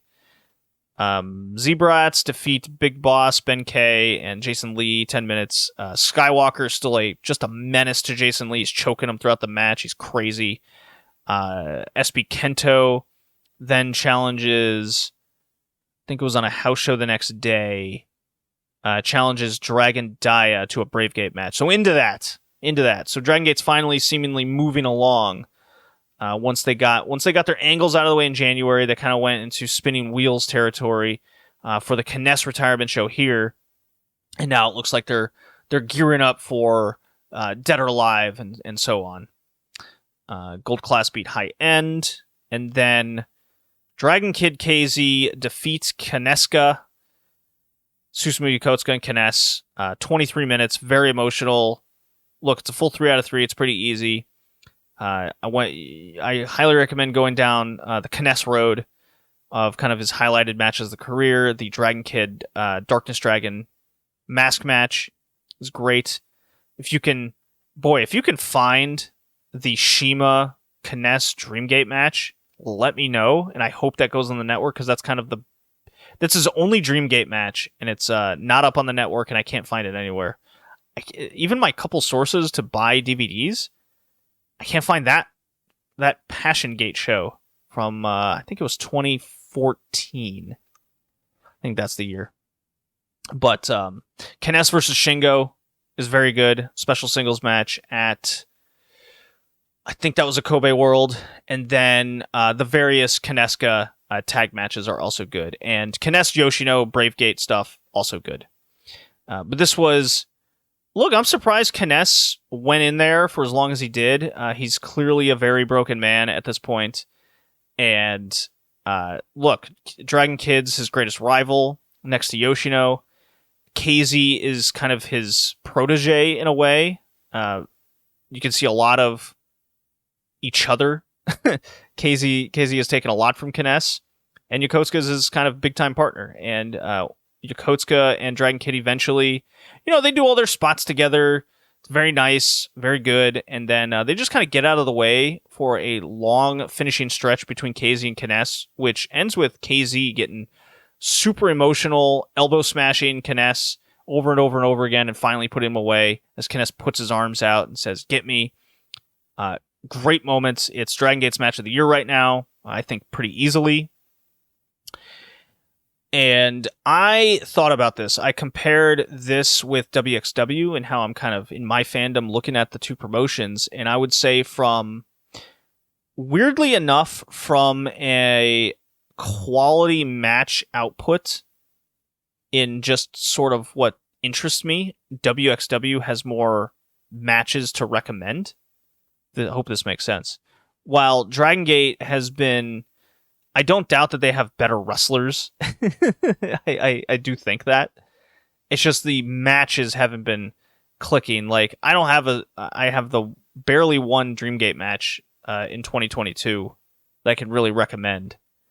And then that's kind of it. While, now to be fair, WXW has had their 16 carat, so that is a huge advantage on their part. We'll see what happens with like King of Gate and Kobe, how WXW can match up there, but for now, I'm definitely into more WXW. So definitely check out that k-ness match, and I guess I'll play AEW as I got to go back to my drops folder. Who am I gonna play? Oh, here we go.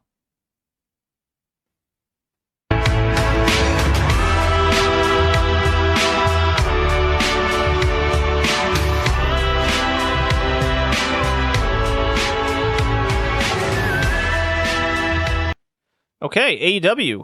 let's get these thoughts out of the way, quick and simple. So Tony Storm's in the promotion. That's kind of a big takeaway from me.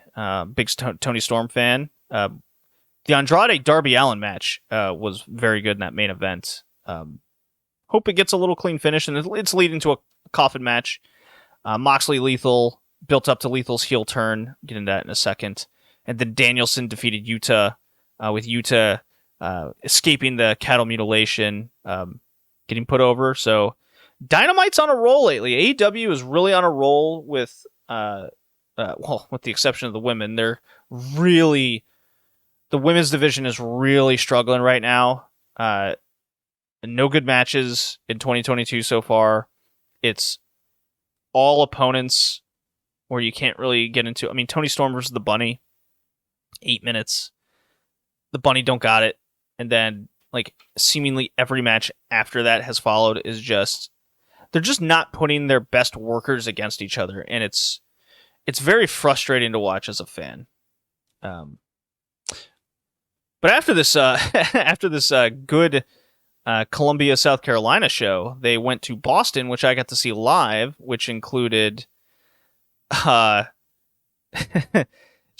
Young Bucks and FTR putting on a clinic for the AAA and Ring of Honor titles.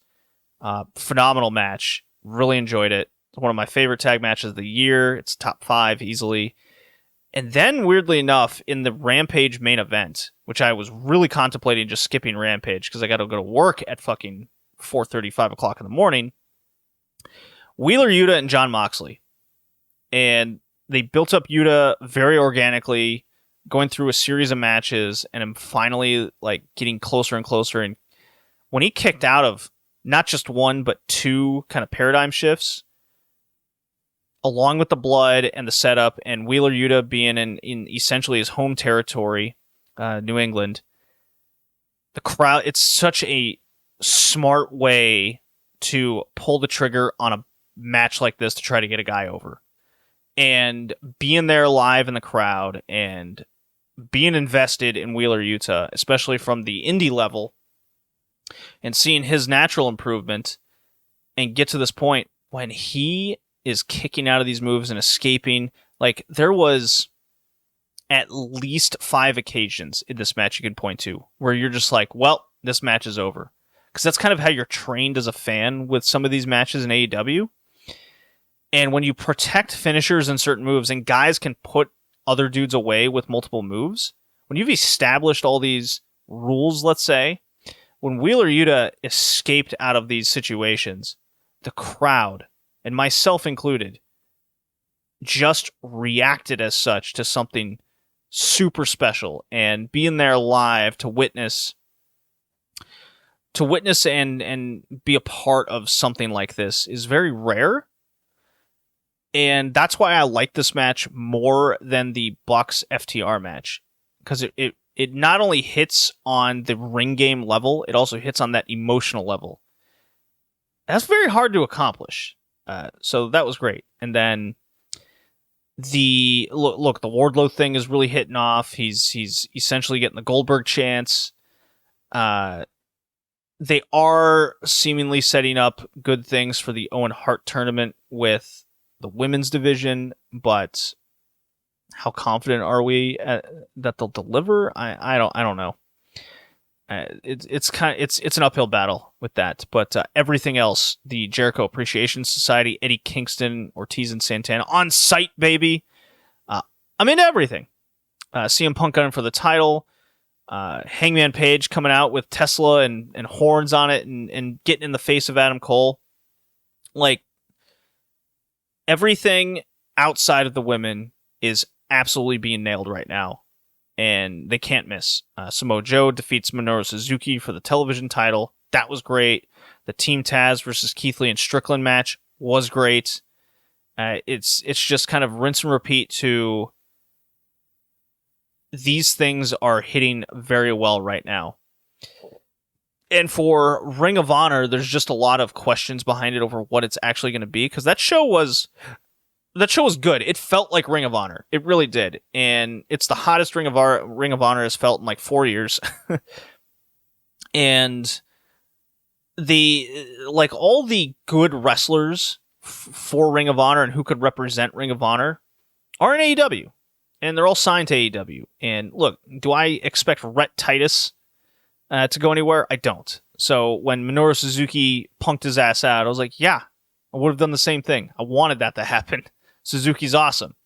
When FTR beat the Briscoes in a match of the year contender, which is arguably the match of the year right now. Phenomenal match. You can't speak any higher of it. I mean, the suplex spot to the outside to the floor was nuts. Looks like the Briscoes are Impact bound. I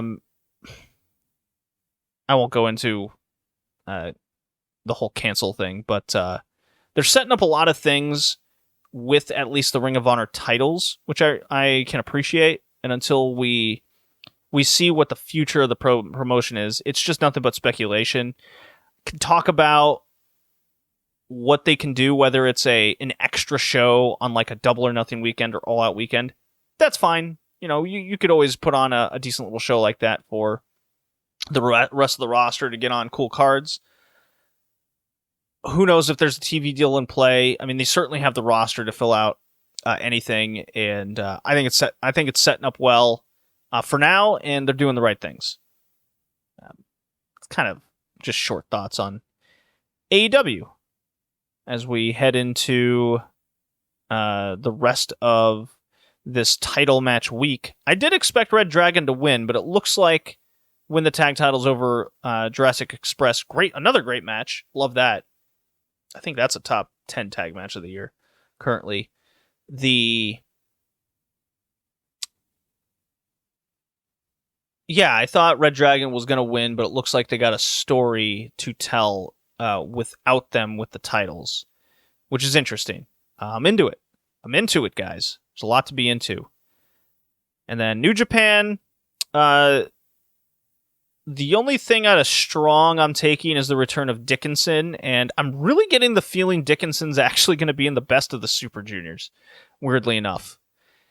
So I like him in New Japan. He even signed, and then Eddie Kingston did an angle on Strong on site, taking out Garcia. That was real cool. And then New Japan ran Hyper Battle, which I enjoyed kind of the whole thing. I enjoyed the wacky sumo match with Taichi and Yano. I vastly enjoyed the Shingo Naito tag against the United Empire, Hanare, and Will Ospreay. I went 2 out of 3 on that one. Recommendation. I was not into the junior heavyweight tag title match. I guess that's one thing I wasn't into. But Babyface GOD is actually weirdly fun and interesting. Evil and Hiromu have weirdly good chemistry, even with the Dick Togo shit. Hiromu didn't win. It only went 15 minutes.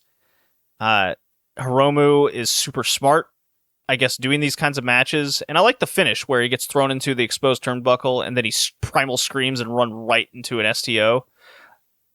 Actually, pretty good finish. I think I went 1 out of 3. Not as good as their Cork and Hall match from the Cup. But United Empire, Great Okan, Savior of Women. And Jeff Cobb win the tag titles over Bishamon. That's Goto and Yoshihashi. Good title change here. Got no problem with this. 16 minutes. It started out as kind of nothing special, and then it went into a good New Japan heavyweight tag match, which I can appreciate. Desperado and Show was mostly pretty bad, but with the way Desperado worked, held me into the match. I do not like crazy, evil, screamy Show. I'm not into him. But Desperado, like, he's bumping his ass off. He's taking himself hip first into guardrails and flipping over. This guy's a madman. He needs to be stopped. They set up Taiji Ishimori challenge, and then Francisco Akira from the Rising Sun and Euro indie promotions and former All Japan Junior Tournament champion. Francisco Akira is going to be in Boss J, and that's super fresh and exciting. I will be watching every one of his Boss J matches for sure. And then Okada ZSJ, heavyweight title, 28 minutes, 25 seconds. Zach's a little bit stronger. It didn't exactly mirror their the last time Zach won the Cup and had the title match. It was very much a different Okada run at that point. I just had it's really good. Just my investment level, there was something missing here for me. I only went 2 out of 3 on it. I didn't go full 3. And it's not because I didn't expect Zach to win or lose. It was just more the way the match was kind of building up. I liked the finishing stretch, but there was a lot of good chunks with it where I was just kind of fading off to my phone. So just maybe that's just a me thing. And I'll finish it off with... So I'm into New Japan. New Japan definitely feels like it's very close to being back. And with Best of the Super Juniors coming up next month, there's a lot to get excited about. And we're getting another Naito Okada match for the 3rd time this year. Let's see if see what else they can do. I mean, I'll never say no to a Okada Naito match. So now we'll get into one last thing, which is WXW, and let's pour one out for Walter.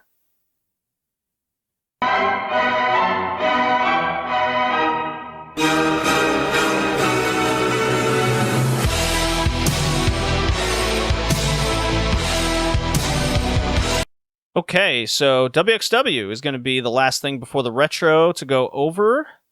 And I'm just going to go over 16 Karat Gold. They did have We Love Wrestling 30 come out. I haven't had a chance to watch that yet. It has a very interesting main event that I'm into. And there's some good things going on in WXW. With, let's see here. So we had Rote and Float defeat Dulnig and Invictus. And they're continuing this little tag feud. Clearly, like, they keep promoting Tag League, which is later in the year, and doing matches like this with a heel duo and a very babyface duo over in WXW.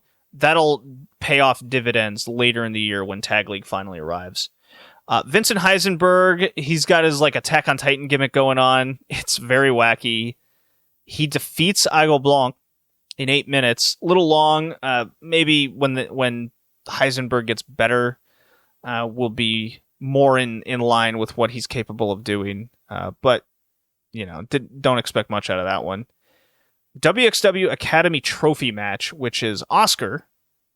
He is the, like, 6'9" student or German that went and became a student of Bad Luck Fale, and he's back. This guy is not long for the Euro Indies. He is like, if WXW wants the most out of this guy, they kind of got to push him fast and hard before they lose him to something bigger. He has immense potential, and his size and look, trust me, it's a matter of time. And I hope he doesn't go to NXT UK. I hope it's like a New Japan with the Fale connection, or an AEW. Like something along those lines. You got it. This Oscar has something. Match of the night to me was a tie between the tag title match and the unified world title 3-way. But I'm giving my personal edge to this tag title match. It's Muto and Stephanie Mays defeating Bobby Guns and Michael Knight at We Love Wrestling 29. The match was stopped very prematurely because Michael Knight took a wacky jumping pedigree thing in which he kind of stung his neck. He seems okay now, which is good, and this match nailed. I really liked it. Knight and Guns make a hell of a team. I hope they continue to team up and have a story for these tag titles. And Stephanie Mays, I'll save my Mays thoughts for 2 matches down the line. But Muto and Mays are a hell of a team with their karate aspect to them, and I'm looking forward to hopefully a long run through the summer with Muto and Mays. Maggot defeats Norman Harris in the Shotgun Lottery. Maggot is over like Rover. His music is just... that's enough to be a part of the crowd. He's got this nice little connection with him right now. Run with it. I'm liking it. I'm enjoying it. Norman Harris, this dude needs to get in shape. He looks like a 15-year-old going through puberty out there. And yes, he's young, but holy shit. This guy needs to get to the gym and work on a new look. It's not working. And I like Norman Harris. He has potential. This ain't it. Women's title 3-way. So Ava Everett, her time in WXW has come to a close. They ran an angle with her defeating Eva Kolaski, and they utilized this to turn Eva Kolaski heel, while because Maggot and company got over, they turned Baby Allison babyface accordingly. So, nice little character development, I will say. I will praise that. But as for the development of Baby Allison and Eva Kolaski, woof. 9 minutes this went, and it was an atrocity. This was real bad. And this has really exposed something to me where I thought Eva Kolaski had a little bit more potential, but right now she is greener than grass, and she's at least a year or two away from getting to a respectable in-ring performance, because she's relying heavily on this now heel character to hide a lot of her lackings, let's say, and her gymnastic moves just do not mold well with other wrestlers that don't know kind of what they're doing, and Ava Everett and Baby Allison are not it. So, which brings me to, let's flash back to that title match last year where it was Maze against Kolaski, and I praised the hell out of it. I really liked it, and I thought Kolaski came out looking great, and she was easy to root for, and the story with Maze and her knee continued to play into the tag title run.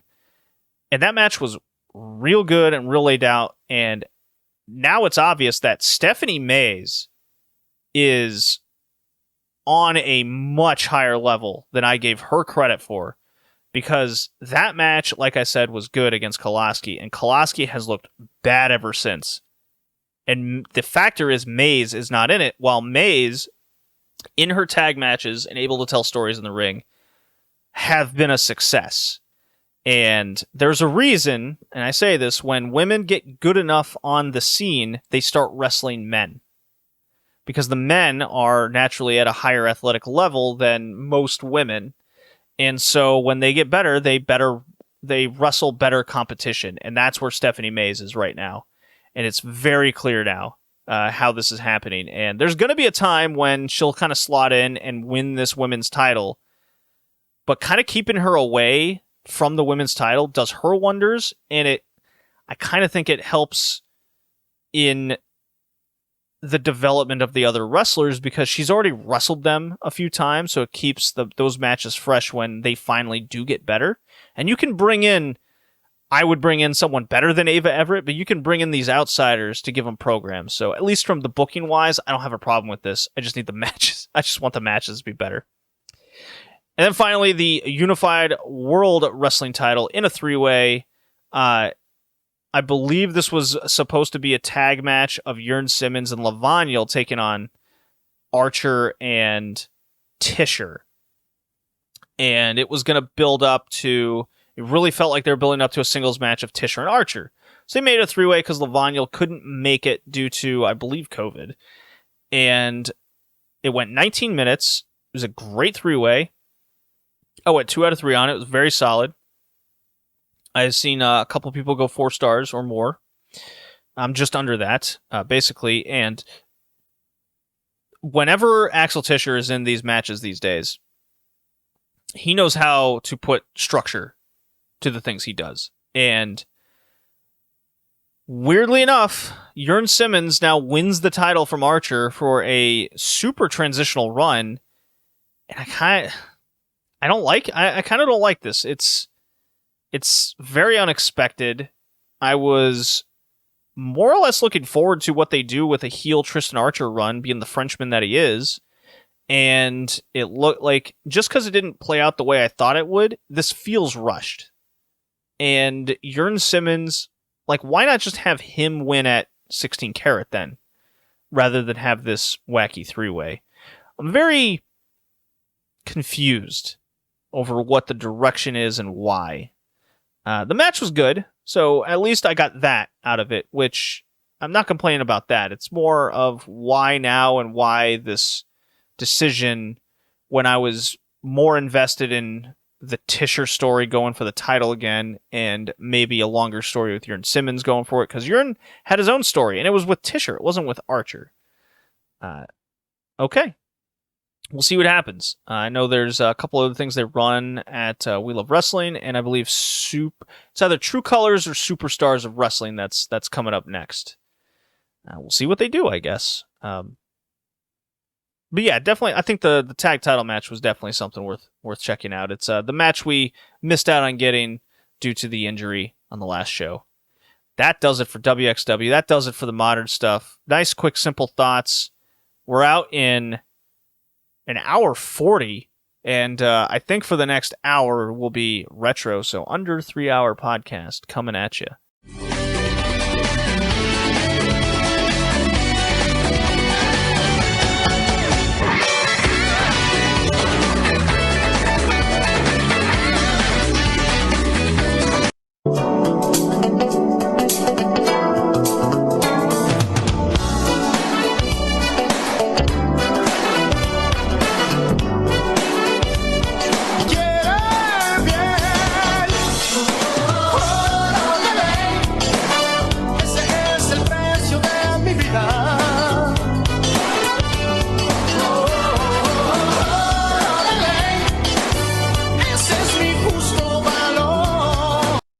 And welcome. This is the All Japan Women's Destiny podcast episode. It's the section of the retro wrestling that I love talking about. It's time for Dream Rush Part 2. So I left a lot of my thoughts out of Dream Rush Part 1 because I wanted to save a lot of it for this episode because it has the very epic crossover match between JWP and AJW. It's the Classics episode number 66. Hopefully you can still find this on Pro Wrestler Dream, and maybe even eventually IWTV will pump out this show since they have acquired the rights to publish All Japan Women over there. But, I mean, this show you can find on YouTube, Dailymotion, a whole number of sites. And Dream Rush, in general, is a very historical show for All Japan Women specifically and women's wrestling altogether. Because it really kickstarted the major crossover events and the major rivalries between promotions. And funny enough, Mayumi Ozaki and Kansai and Shinobu Kandori were kind of at the forefront of it all. Like those three, outside of AJW names, specifically. On my LLPW reviews on the Patreon, I'm nearing the end of 93, and that's where we see LLPW kind of really come into play for a lot of those shows. It wasn't until January 93 and later 92, and as you went through 1993, where LLPW finally kind of found their footing, and they tried to make a few more stars along the way, because it wasn't until about the summer of 93 where LLPW got their first big show, and that's where FMW came in, and etc. So Dream Rush 92, which the other reasons why it's important is also because it was the changing of the guard from Bull Nakano. They're finally passing the torch along. They're completing a long storyline, which I went over into the previous episode. But the big moment truly became noticeable at the end of the show, and some thoughts I want to get out of the way right now is this is the biggest show since the Crush Gals from AJW. And it's been a long journey since 89 to get back to this point where they can get 3,000 plus into arena, 4,000, 5,000, as we saw here in Kawasaki. The Crush Gals was an enigmatic force in women's wrestling and wrestling in general. And Kay and I spoke a lot about that changing audience. And a lot of that audience that used to be teenage women left with the Crush Gals, and you saw a similar exodus of fans after Beauty Pair kind of went. Maki Ueda, Maha Fumiaki, Jackie Sato and company. Like, they had their fans and they left. And throughout AJW's history, they had that volatile female fan base. And what's interesting is there's a book Fumi Saito wrote, and he talks about frequently how they weren't really wrestling fans watching AJW in the 80s, at least the majority of them. So when they had these number of exodus, they had to recreate kind of the pop star in the group, and they hit twice with Beauty Pair and Crush Gals. While for the wrestling fans, it was people like the Jumping Bomb Angels, the Devil Masami, Jaguar Yokota era that kind of got them into it, which I did more research on and kind of my own speculative opinions and the like. You can't always forget that throughout AJW's history, they still always wanted to try to make the pop star, which is their version of breaking into the mainstream, especially in Japan. The idolistic allure of wrestling. You even see that in a promotion like TJPW with Takagi and the way Kota books. Is there's always this objective for them to try to get more into this idol culture in Japan over the wrestling culture, because the idol culture is bigger, and the wrestling can be a part of that as long as you don't forget about that. Because wrestling fans are willing to. You see it in WWE as well, where there's always this need and want to break into a much higher fandom. Yet, because it's so difficult, it's almost at the detriment of your wrestling promotion and what the wrestling is. So the point to all this is AJW still had Devil Masami singing. They still had Yumiko Hotta singing. They still had these segments, and they're still pumping out 200-300 shows a year, house shows a year, which is wild.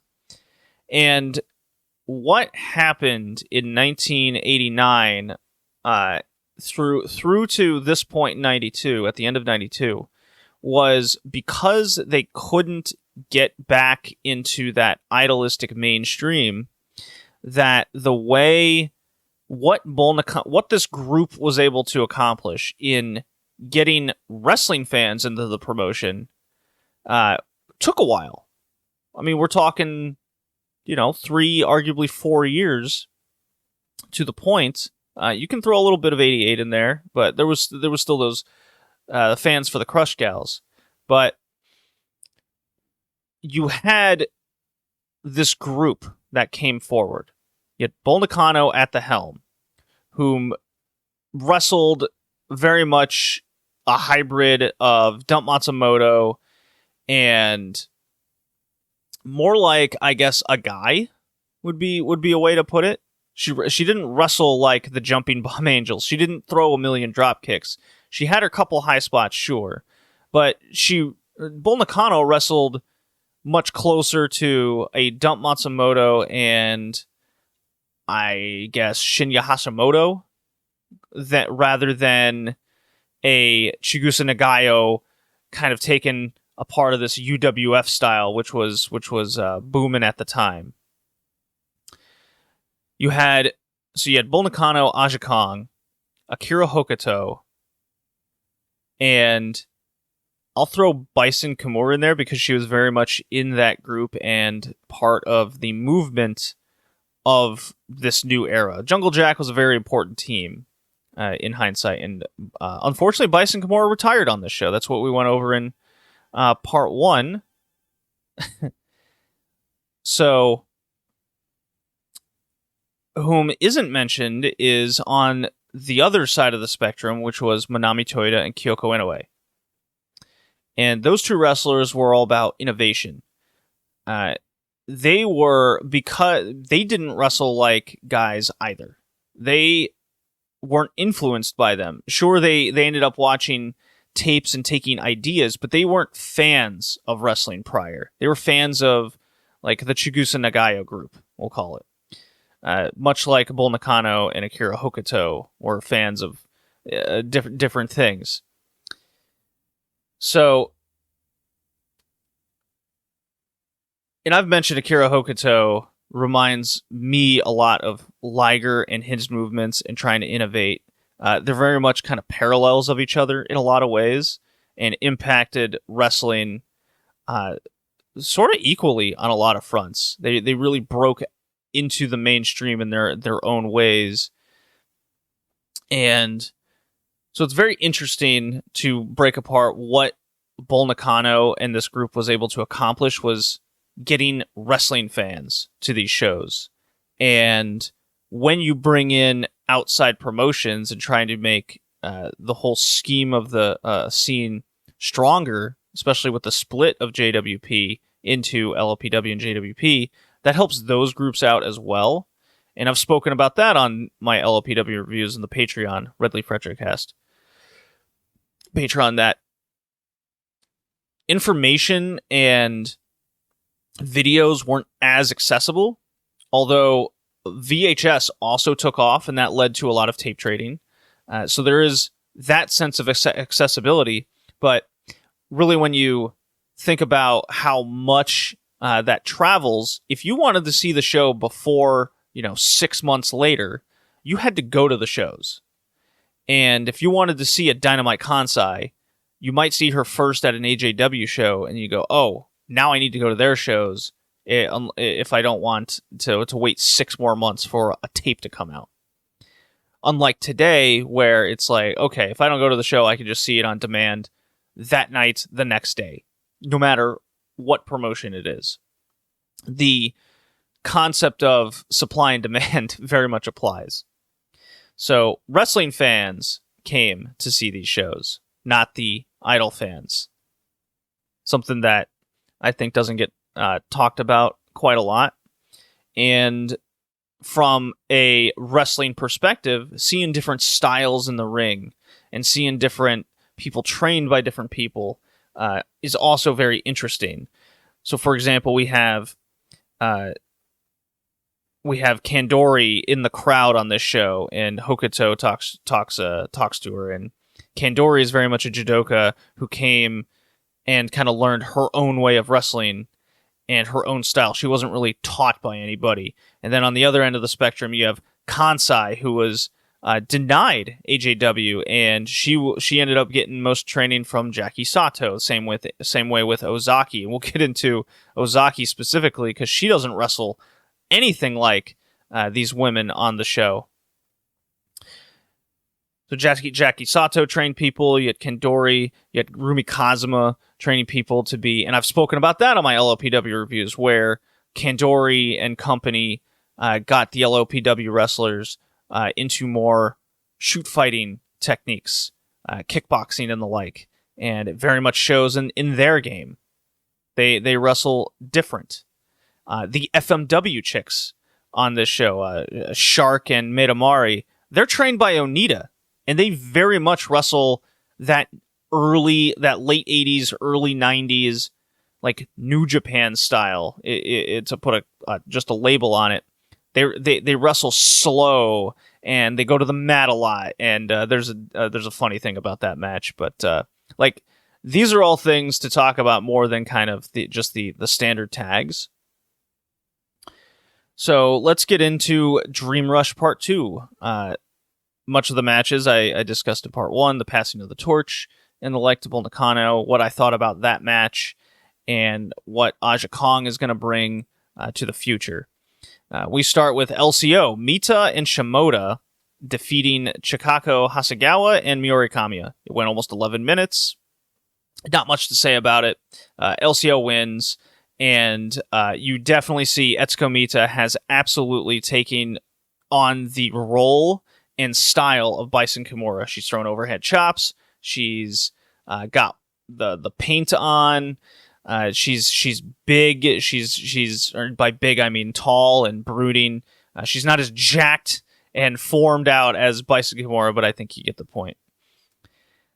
That follows with 2 random tag league matches that is on this show. It's Suzuka Minami and Yumiko Hota, so kind of Marine Wolves / Fire Jets team coming together. They're taking on Takako Inoue and Terry Powers. My God, this went 17 minutes, and it felt every bit of it.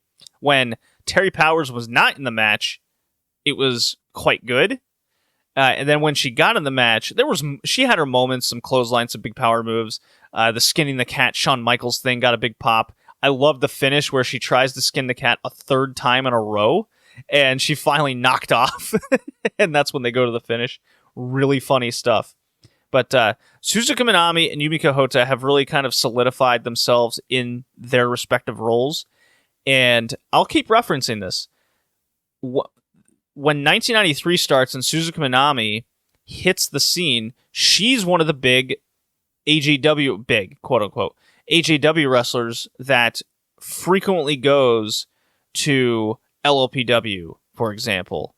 And she's kind of the big crossover star, invader, that goes to a lot of them. She's less needed to be pushed in AJW, but she can come across as a bigger star as she visits the other promotion. So the second tag league match was the newly formed Jungle Jack tag team duo, Debbie Malenko and Saki Hasegawa.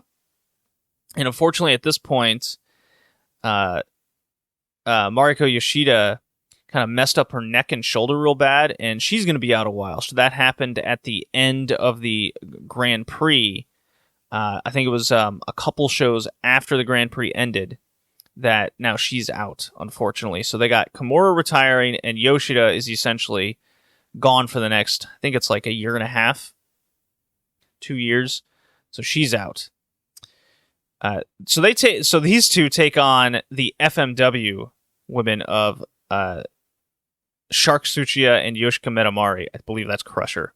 And they go 15:45, and the DVD that you can watch the full matches off of show that I forget who had what injury. I believe Shark had the injured thigh and hamstring, and Metamari had the injured shoulder. In the interview, which had full subtitles, which was great. Very standard interviews for the most part, except this one stood out in the Akira Hokuto stuff. Metamari claims that her shoulder and her collarbone are broken, and it feels like her bone is melting inside her body. But they will fight on. So when you go to Figure 4 Online, to the Observer at the time, and you read what happened after the event, the next day after Dream Rush 2, FMW ran a show, and funny enough, they sent Debbie Malenko and Saki Hasegawa to the FMW show. What FMW, and you bet your ass this was an Onita move, he probably told them that, AJW that is, that Shark and Crusher are injured and can't work, and they weren't going to work this show prior. Unless AJW would send a couple talents their way in return. And throw them a bone as much. It's like, okay, we'll get them to work, but throw us a bone, get two people to wrestle on our show tomorrow. And AJW is like, all right, come on, fine. We'll comply. So they work this really boring, slow plotting match, very much like an early New Japan on the mat style match. It's really boring, real terrible. The crowd's quiet, and Jungle Jack wins. Debbie Malenko and Hasegawa win. No problem. Where the story gets fun is the very next day when Malenko and Hasegawa show up. All of a sudden, their injuries are totally fine. What a coincidence. Oh man, what a miracle. It must be because they worked this match so safe and so smart that they didn't aggravate their injury. And hey, collarbone issue? You know what? Slept on it wrong. My bad.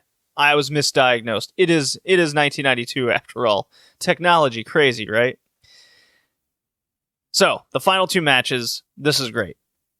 It's Kyoko Inoue defending the All-Pacific title against Akira Hokuto. This was absolutely incredible. So they do the pre-match promos. They hype up the match a little bit, and for how long did this match go?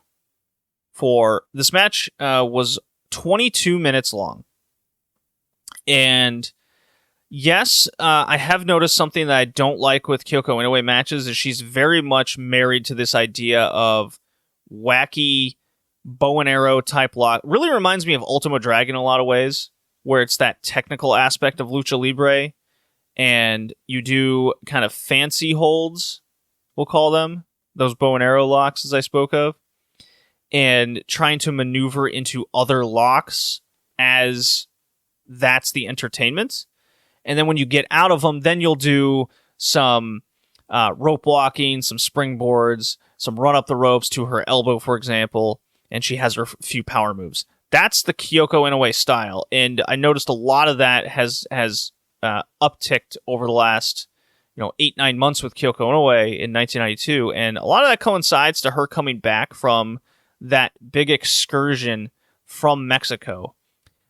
It was her. Yamada developed more striking, even though she was already that. She also has more technical aspect to her game. So they clearly worked on that aspect when they were in Mexico, and Akira Hokuto came back with a new character. That's what she did. That was a little bit after them. So where this match gets really good is the last 7 to 8 minute stretch where Hokuto's just being they're doing Germans. Kyoko does her giant swing. Hokuto's selling a ton for Kyoko, being rolling cradles and comebacks. Let's see what else. The crowd fluctuated in the match between they pop for the big moves, and when they were in the stretches, it felt like they were respecting it in a way. There was a light clapping. It didn't come across like they didn't like the match, because whenever they shot up and would fly back with a big elbow or another German from Kyoko, the crowd would explode. So they were clearly into the match and just waiting. So the crowd is very much into babyface Kira Hokuto. Or, I'm sorry, Kyoko Inoue. They're very much into her, but Akira Hokuto is clearly the bigger star with the bigger story, because she's got the LCO group, she's got the personality, and that's where Hokuto starts doing her big senton planchas. The crowd's screaming for her, and there's a big slingshot backsplash that gets a drop kick. So if you aren't familiar, it's Kyoko Inoue's run up into a splash, and Akira Hokuto's been doing this in a lot of her matches, where her reversal is she just sticks her legs straight up in the air, and she just cuts you in half as you land square on her feet. It's really wild. And Akira Hokuto now ends her matches with that, and then goes, all right, since I've broken you in half, I'm going to hit you with a Northern Lights bomb right on your fucking head. And that's what she does. It's phenomenal. I really enjoyed this match. It's definitely up there for one of my favorite matches of 92. And this is better than the Bull Nakano Aja Kong match, to me anyways. This is definitely kind of 4-star plus territory. And where it gets even better is these last 3 matches. It's this one, it's the Nakano Kong, and then the main event tag against JWP. Is Hokuto just has this innate ability to finish matches not flat, which is something I notice a lot of women in Joshi do today, is take a lot of structure that Hokuto did to end matches. You see it in Utami. I've seen modern Stardom, for example, compared to kind of the New Japan style. But when I personally, as I watch more of these AJW matches in context, and as I'm watching modern Stardom, it's really Akira Hokuto and Aja Kong that I see more parallels to than modern New Japan. I think that's just a modern style in general across wrestling. And so here's another example. I watch a lot of Western Joshi, as I call it, women's wrestling outside Japan. And they all are taught by men. They wrestle other green women and they wrestle men. So they all wrestle like them. Okay? So how do they finish matches on the indies? Well, they mostly come across as flat.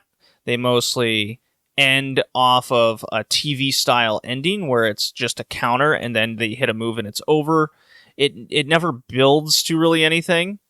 And meanwhile, while you watch a Joshi match, depending on the promotion, you can really tell where they took things from. So like Marvelous is a lot of roll-ups, and well, it's taught by Chigusa Nagayo and to an extent Takumi Iroha.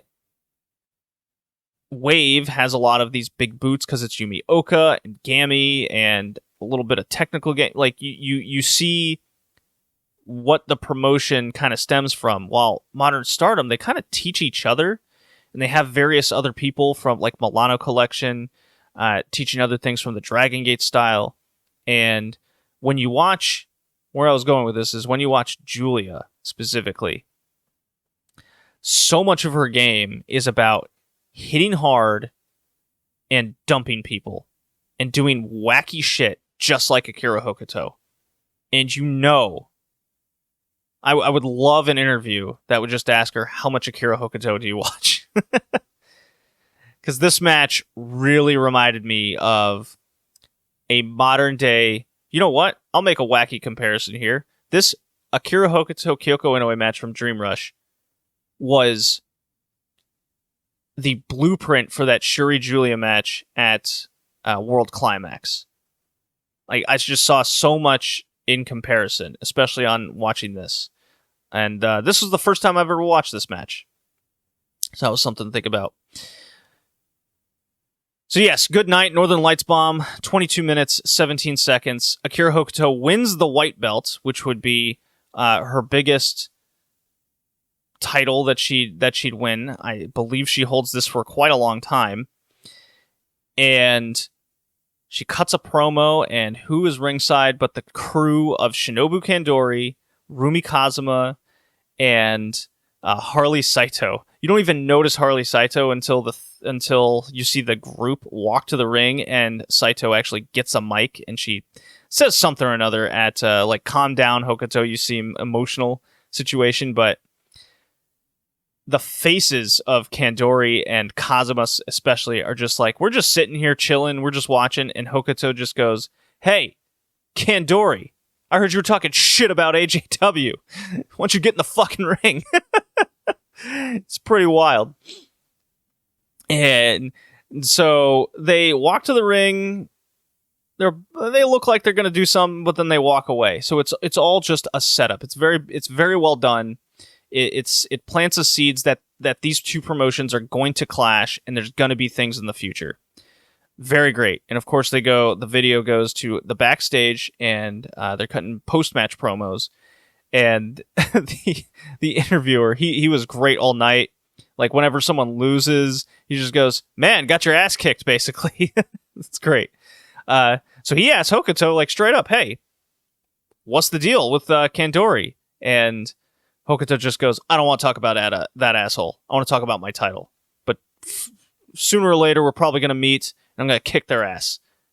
Hokuto, great promo, great presence, very quick-witted, especially with her verbiage.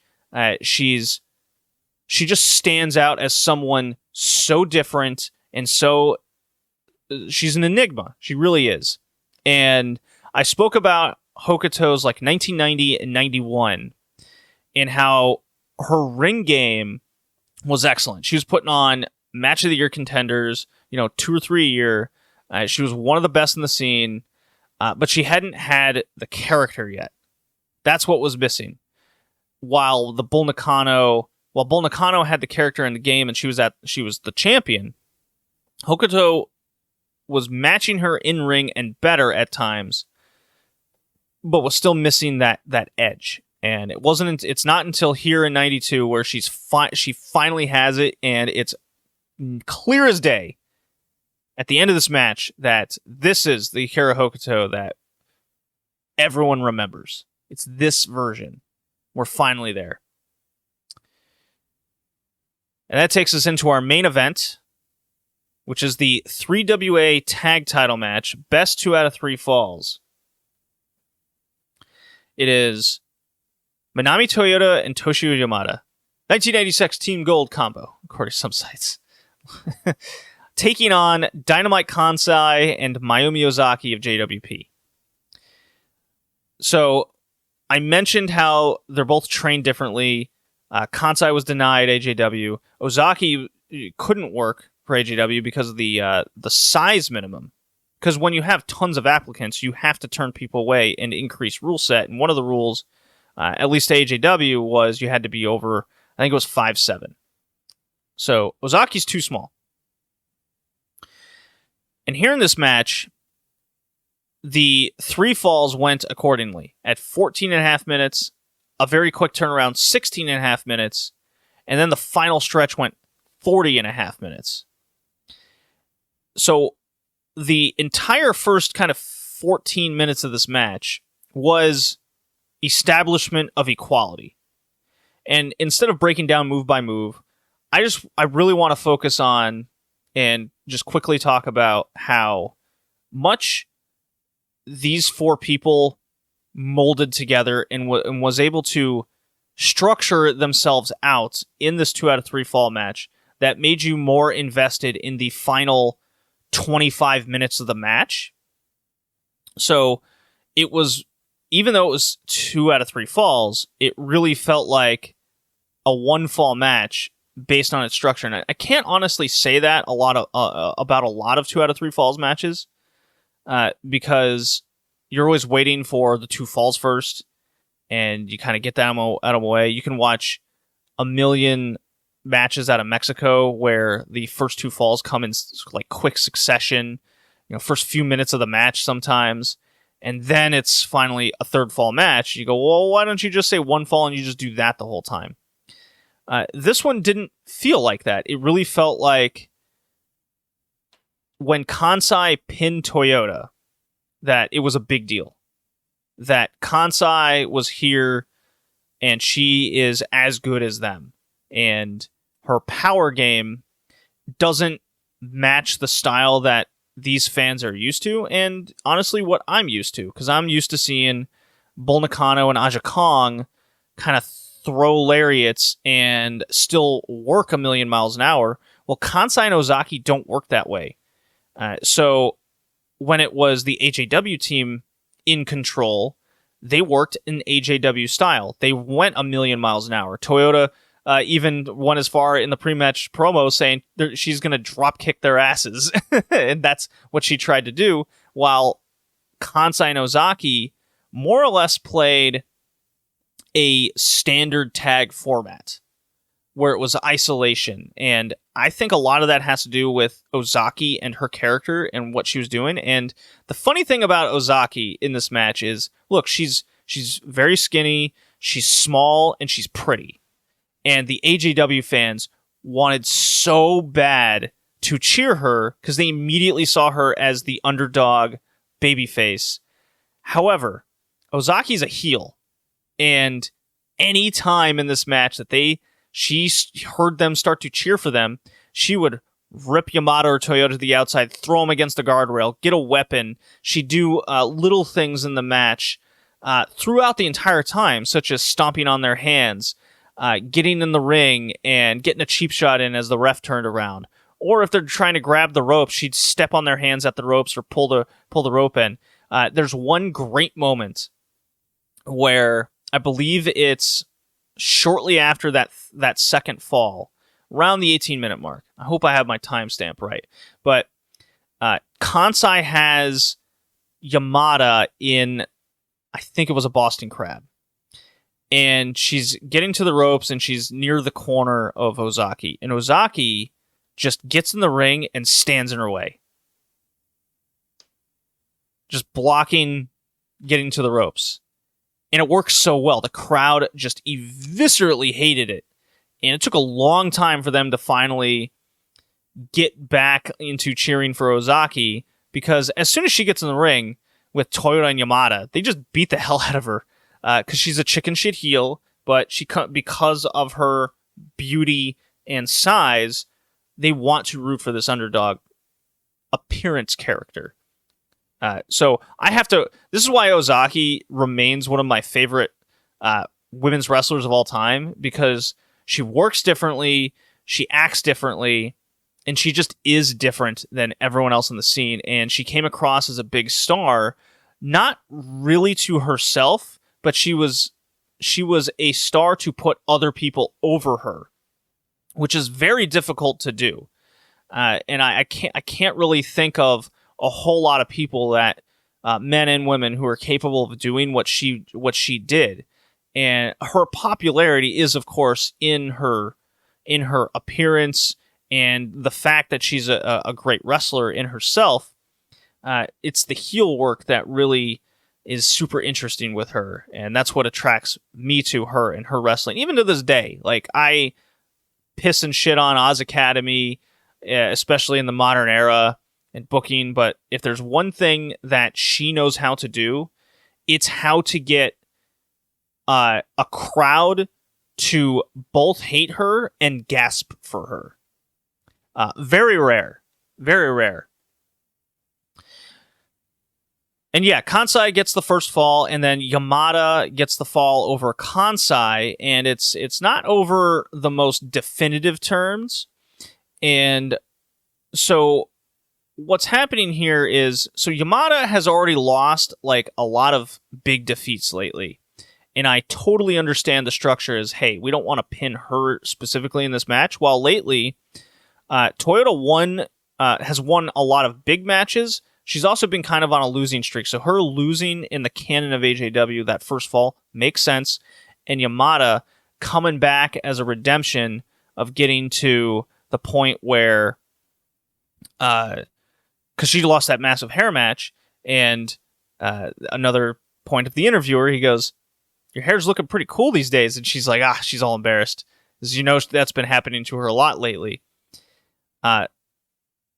And the whole ending sequence between the tag moves and coming in and out and the near falls, it's really good. It's an excellent 40-minute match. Yes, I think it's the best match on the show, but I truly don't think it's the Hokuto Inoue match is that far behind, at least in a grand spectrum. I mean, they're 2 3 out of 3 top-end recommended matches. You must watch them. And then, of course, the Bull Aja match is very historical in the sense, but it is funny how this tag match took precedent over an entire generation passing the torch in Bull Nakano to Aja Kong. And what is to come for 93? You just would think by structurally in how to make a card that that match would be the main event, but in terms of the time and how much buzz everything was getting in magazines and the coverage it was getting, this JWP crossover match was certainly bigger in the media, and so it had to be the main event. That's where I think a lot of the people came to see, while the Nakano Aja match has happened multiple times over the course of a few years. So I get it. I get it. And that does it for AJW. I'm really looking forward to what happens now later in post Dream Rush, because even though I've seen a lot of scattered matches here or there, the context and the timeline I'm not too familiar with. It's just the more I read, the more I listen to, whether it's podcasts and books by Fumi Saito and reading The Observer and just talking to people more knowledgeable than me on the subject. And then I can make my own theories, opinions. This is very exciting. We're finally in that next era of women's wrestling, and I'm excited, and I hope you are too.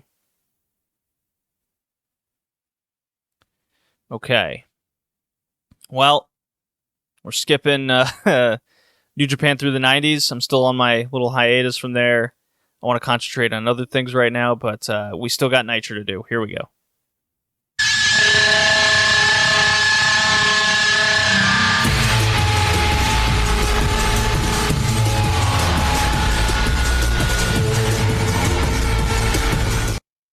Okay, so it's August 2nd, 1999, Monday Night Nitro from Sioux Falls, South Dakota. Sure seems like Tony Schiavone is a lucky guy, as we're still on the Bobby Heenan Scott Hudson train on commentary. And holy shit, the show is technically worse since Hogan came back, but for this particular show, I was weirdly into it because I think the pacing and what I saw was actually pretty fun. And it's funny how there's always this is 2 years in a row now, because I started in 1998, January, and now it's the second time that at the beginning of August, just before Road Wild, that there was just this great Nitro that I enjoyed. 98, it was the Lex Luger defeating Bret Hart for the U.S. title match. It was that show. And now we have this one where it was more or less just the overall card. That was a lot of fun. Now, the main event was very garbage, as it's the second week in a row where it's like mystery partner central. Last week was Hogan and he got Sting involved, and this week Sting is going to get a partner against Sid and Rick Steiner, and this time it's Goldberg. So Goldberg has been missing for like fucking months, supposedly injured, and now he's just back and he's totally cool with like Hogan and company. And we're in full like babyface Hogan mode, even though he's still coming out to the NWO music and the Wolfpack stuff. It's absolutely wild. And we're finally getting the breaking up of the NWO B team for some reason. So let's see here. I got one of my many Googled wrestling reviews that other people have written from August 2nd, 1999 Nitro. And let's see. Harlem Heat reunited on Thunder the previous week, and they came out and had a match against Kanyon and Bam Bam Bigelow. I didn't hate this too much. Yeah, I mean, it was a nice change of pace. Remember that stretch where we just like wouldn't have wrestling for the first hour of Nitro ever? But it's kind of stupid that all of a sudden Booker T and Stevie Ray are just back together just because. It's, yeah, whatever. Let's see. Booker T, let's see. I don't even care how the match ends. Harlem Heat wins, I know that. Let's see, and then there's DDP stuff, interference beatdown. Chris Benoit comes out. He wants a match with Paige. I believe that did happen later in the show. They do more Lodi and Lenny Lane stuff. So I hope you realize that they want us to know they're gay. It's very important you know this. Yeah, the story is the shits. Did not like that part about Nitro. This gay storyline that we must hate them, I think, is what they want us to do. But yeah, it doesn't really work out that way. Right, Sting is the president, and he wants Sid and Steiner, so I spoke about how that is going to lead to Goldberg coming in, and whatever. Sonny and the Cat have a match against Lenny Lane and Lodi. They got full-on glitter and lollipops and whatnot. The Cat is feuding with Buff Bagwell. They replay the whole bunny slippers in the suitcase. Makes you wonder where Buff Bagwell got the bunny slippers. Not much of a match here. This storyline's really bad. But weirdly enough, I don't like I must be getting numb to certain things when it comes to Nitro. Like, I just expect stupidity and awful. I think that's like WWE in a lot of ways, especially in the modern era. But yeah, Mean Gene loves Hogan again. Hogan's cool. Anyway, Nash is like a scared woman. Hogan is shooting brother, and he calls out Nash and says, "You can have your title shot tonight, brother." It's like, ugh. Yeah, let's do that. Sting comes back out again. Goldberg answers, like, hits his head against a... Oh, no, this is... No, you know what? This is Goldberg going to the ring, and Rick Steiner hits him with a... Was it Sid? Or somebody hits him with a snow shovel and knocks him out. It's just, like, so wacky. Like, okay. So that gets Goldberg kind of wounded going in the main event. So whatever. Just deal with it, is what they want to say. Evan Courageous, Disco Inferno. Disco Inferno wins. Whatever. It's fine. We get David Flair and Tori. And who was he with? There was somebody else. They're talking. And goddamn, Tori is... She is, she's an all-timer, this Tori Wilson. And David Flair is Mr. No Charisma. He's weirdly getting a lot of like good heel heat now because he's so bad. He's acting like he's actually this good wrestler. It's weirdly grown on me, but it's also still terrible. Hugh Morris and Jerry Flynn lose to Dean Malenko and Shane Douglas. They are still going with this Shane Douglas, Dean Malenko group as the young guard, going to take over the old guard, but they're like not anywhere near them in any way. And also, is it Hugh Morris with... Yeah, I believe he has the hardcore trophy now, and a bunch of geeks come out and roll it down, and Malenko runs away with the trophy. Very strange. Very strange. They advertise Kiss is coming to Nitro in 3 weeks, along with a Goldberg Megadeth video. So Goldberg, big Bull Nakano fan. That's what I take out of that. Then we get a weird thing where Rick Steiner comes out, throws Scott Hudson into the ring, and beats him up and security, and then we go to commercial. Very strange. And then Bischoff joins commentary as Hudson goes into the ambulance. So I guess Hudson's written off TV, and we're getting Shivani back next week, maybe? I don't know. But, yeah, they're plugging a lot of Road Wild stuff. But we don't... Let's see. We have... I don't know other matches that are booked for that show now. Strange. Okay. Let's see here. We have... I know there's a West Texas Rednecks beatdown that a match never actually happens, I think. It's Hennig and Duncombe want to fight Saturn. They beat his ass. I think it's technically supposed to be Saturn and Hennig. There's a lot of interference and cowbells involved. And then finally, I think one of the Wyndhams runs down, and then the ref just calls for the DQ, even though I'm pretty sure the match never got started. But hey, Rednecks try to hog tie Saturn up, and that's when, like, the big Saturn's crew comes out.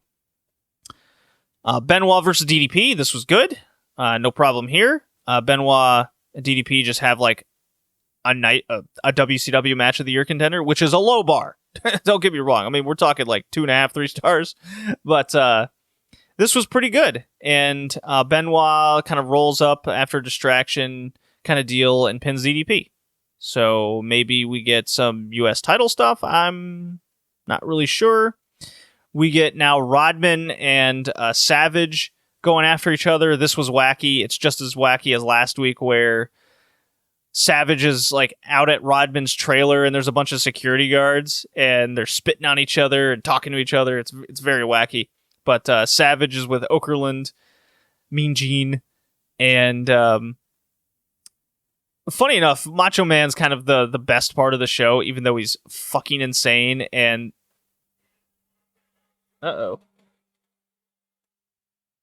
turn that off a little bit. And so there's Molly Holly, Mona, and she wants back in Savage's group, and Savage is a heel, and he's like, that would be awful nice of me, forgiving, big of me to let you back in my group. And she's like, I'll do anything. And he's like, I don't know. And he puts her on her knees, like right at his crotch, and the crowd just like goes, ooh. Very good heel move. Something that would just get viscerally canceled in modern day. And he like threatens to like kick her ass. And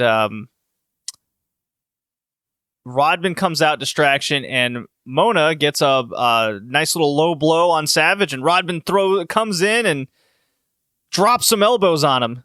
Very cool. We're gonna get this match at Road Wild. That's right, Savage versus Rodman.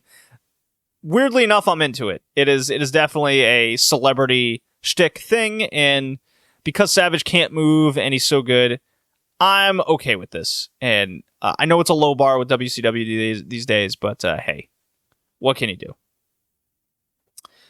Vampiro defeats Eddie Guerrero. The push of Vampiro. Wait, no, does he? Yeah.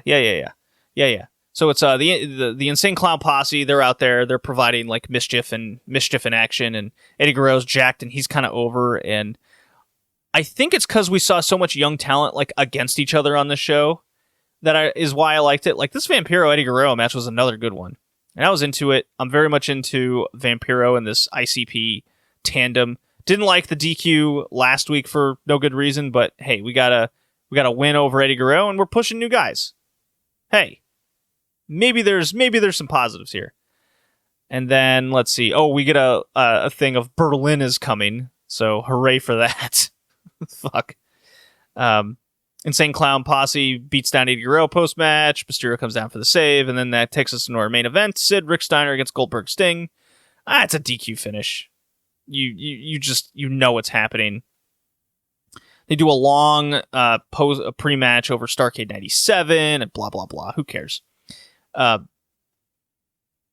Sid has weirdly injected freshness into the main event and the wacky. I'm not like into Rick Steiner's gear and his personality, but he's wacky in itself. I think Scott Steiner's out injured right now a little bit. So if you ignore the Nash Hogan nonsense, because Hogan, I think, is on commentary in this main event, and eventually near the end of the match, Nash like cuts him off and power bombs them through the announce table, and they go off the air. So it's good, but if you ignore the main event like title, then you might be more into Nitro and WCW than you think, outside of like things with Disco Inferno, for example. Don't need that. The hardcore thing is wacky, but again, that's also new. So they're trying a bunch of new things. And I'm trying to watch like bits and pieces of Raw during this era. Like we got the Corporation and the Ministry happening. I hate all that so much, even though I like the Undertaker. Like I definitely still understand to this day why, as a kid, I preferred WCW. It was just it wasn't the wacky. Well, okay, from like October 98 till I would say May of 99, the show was an atrocity, Nitro, and they're kind of bringing me back a little bit with shows like this. We'll see what happens, but good way to end the show, I would say. I don't like Kevin Nash. I don't like modern Hogan, this modern Hogan comparatively, but here we are. And that will do it for this episode of the Red Leaf Retrocast. Guys, I'll see you next time.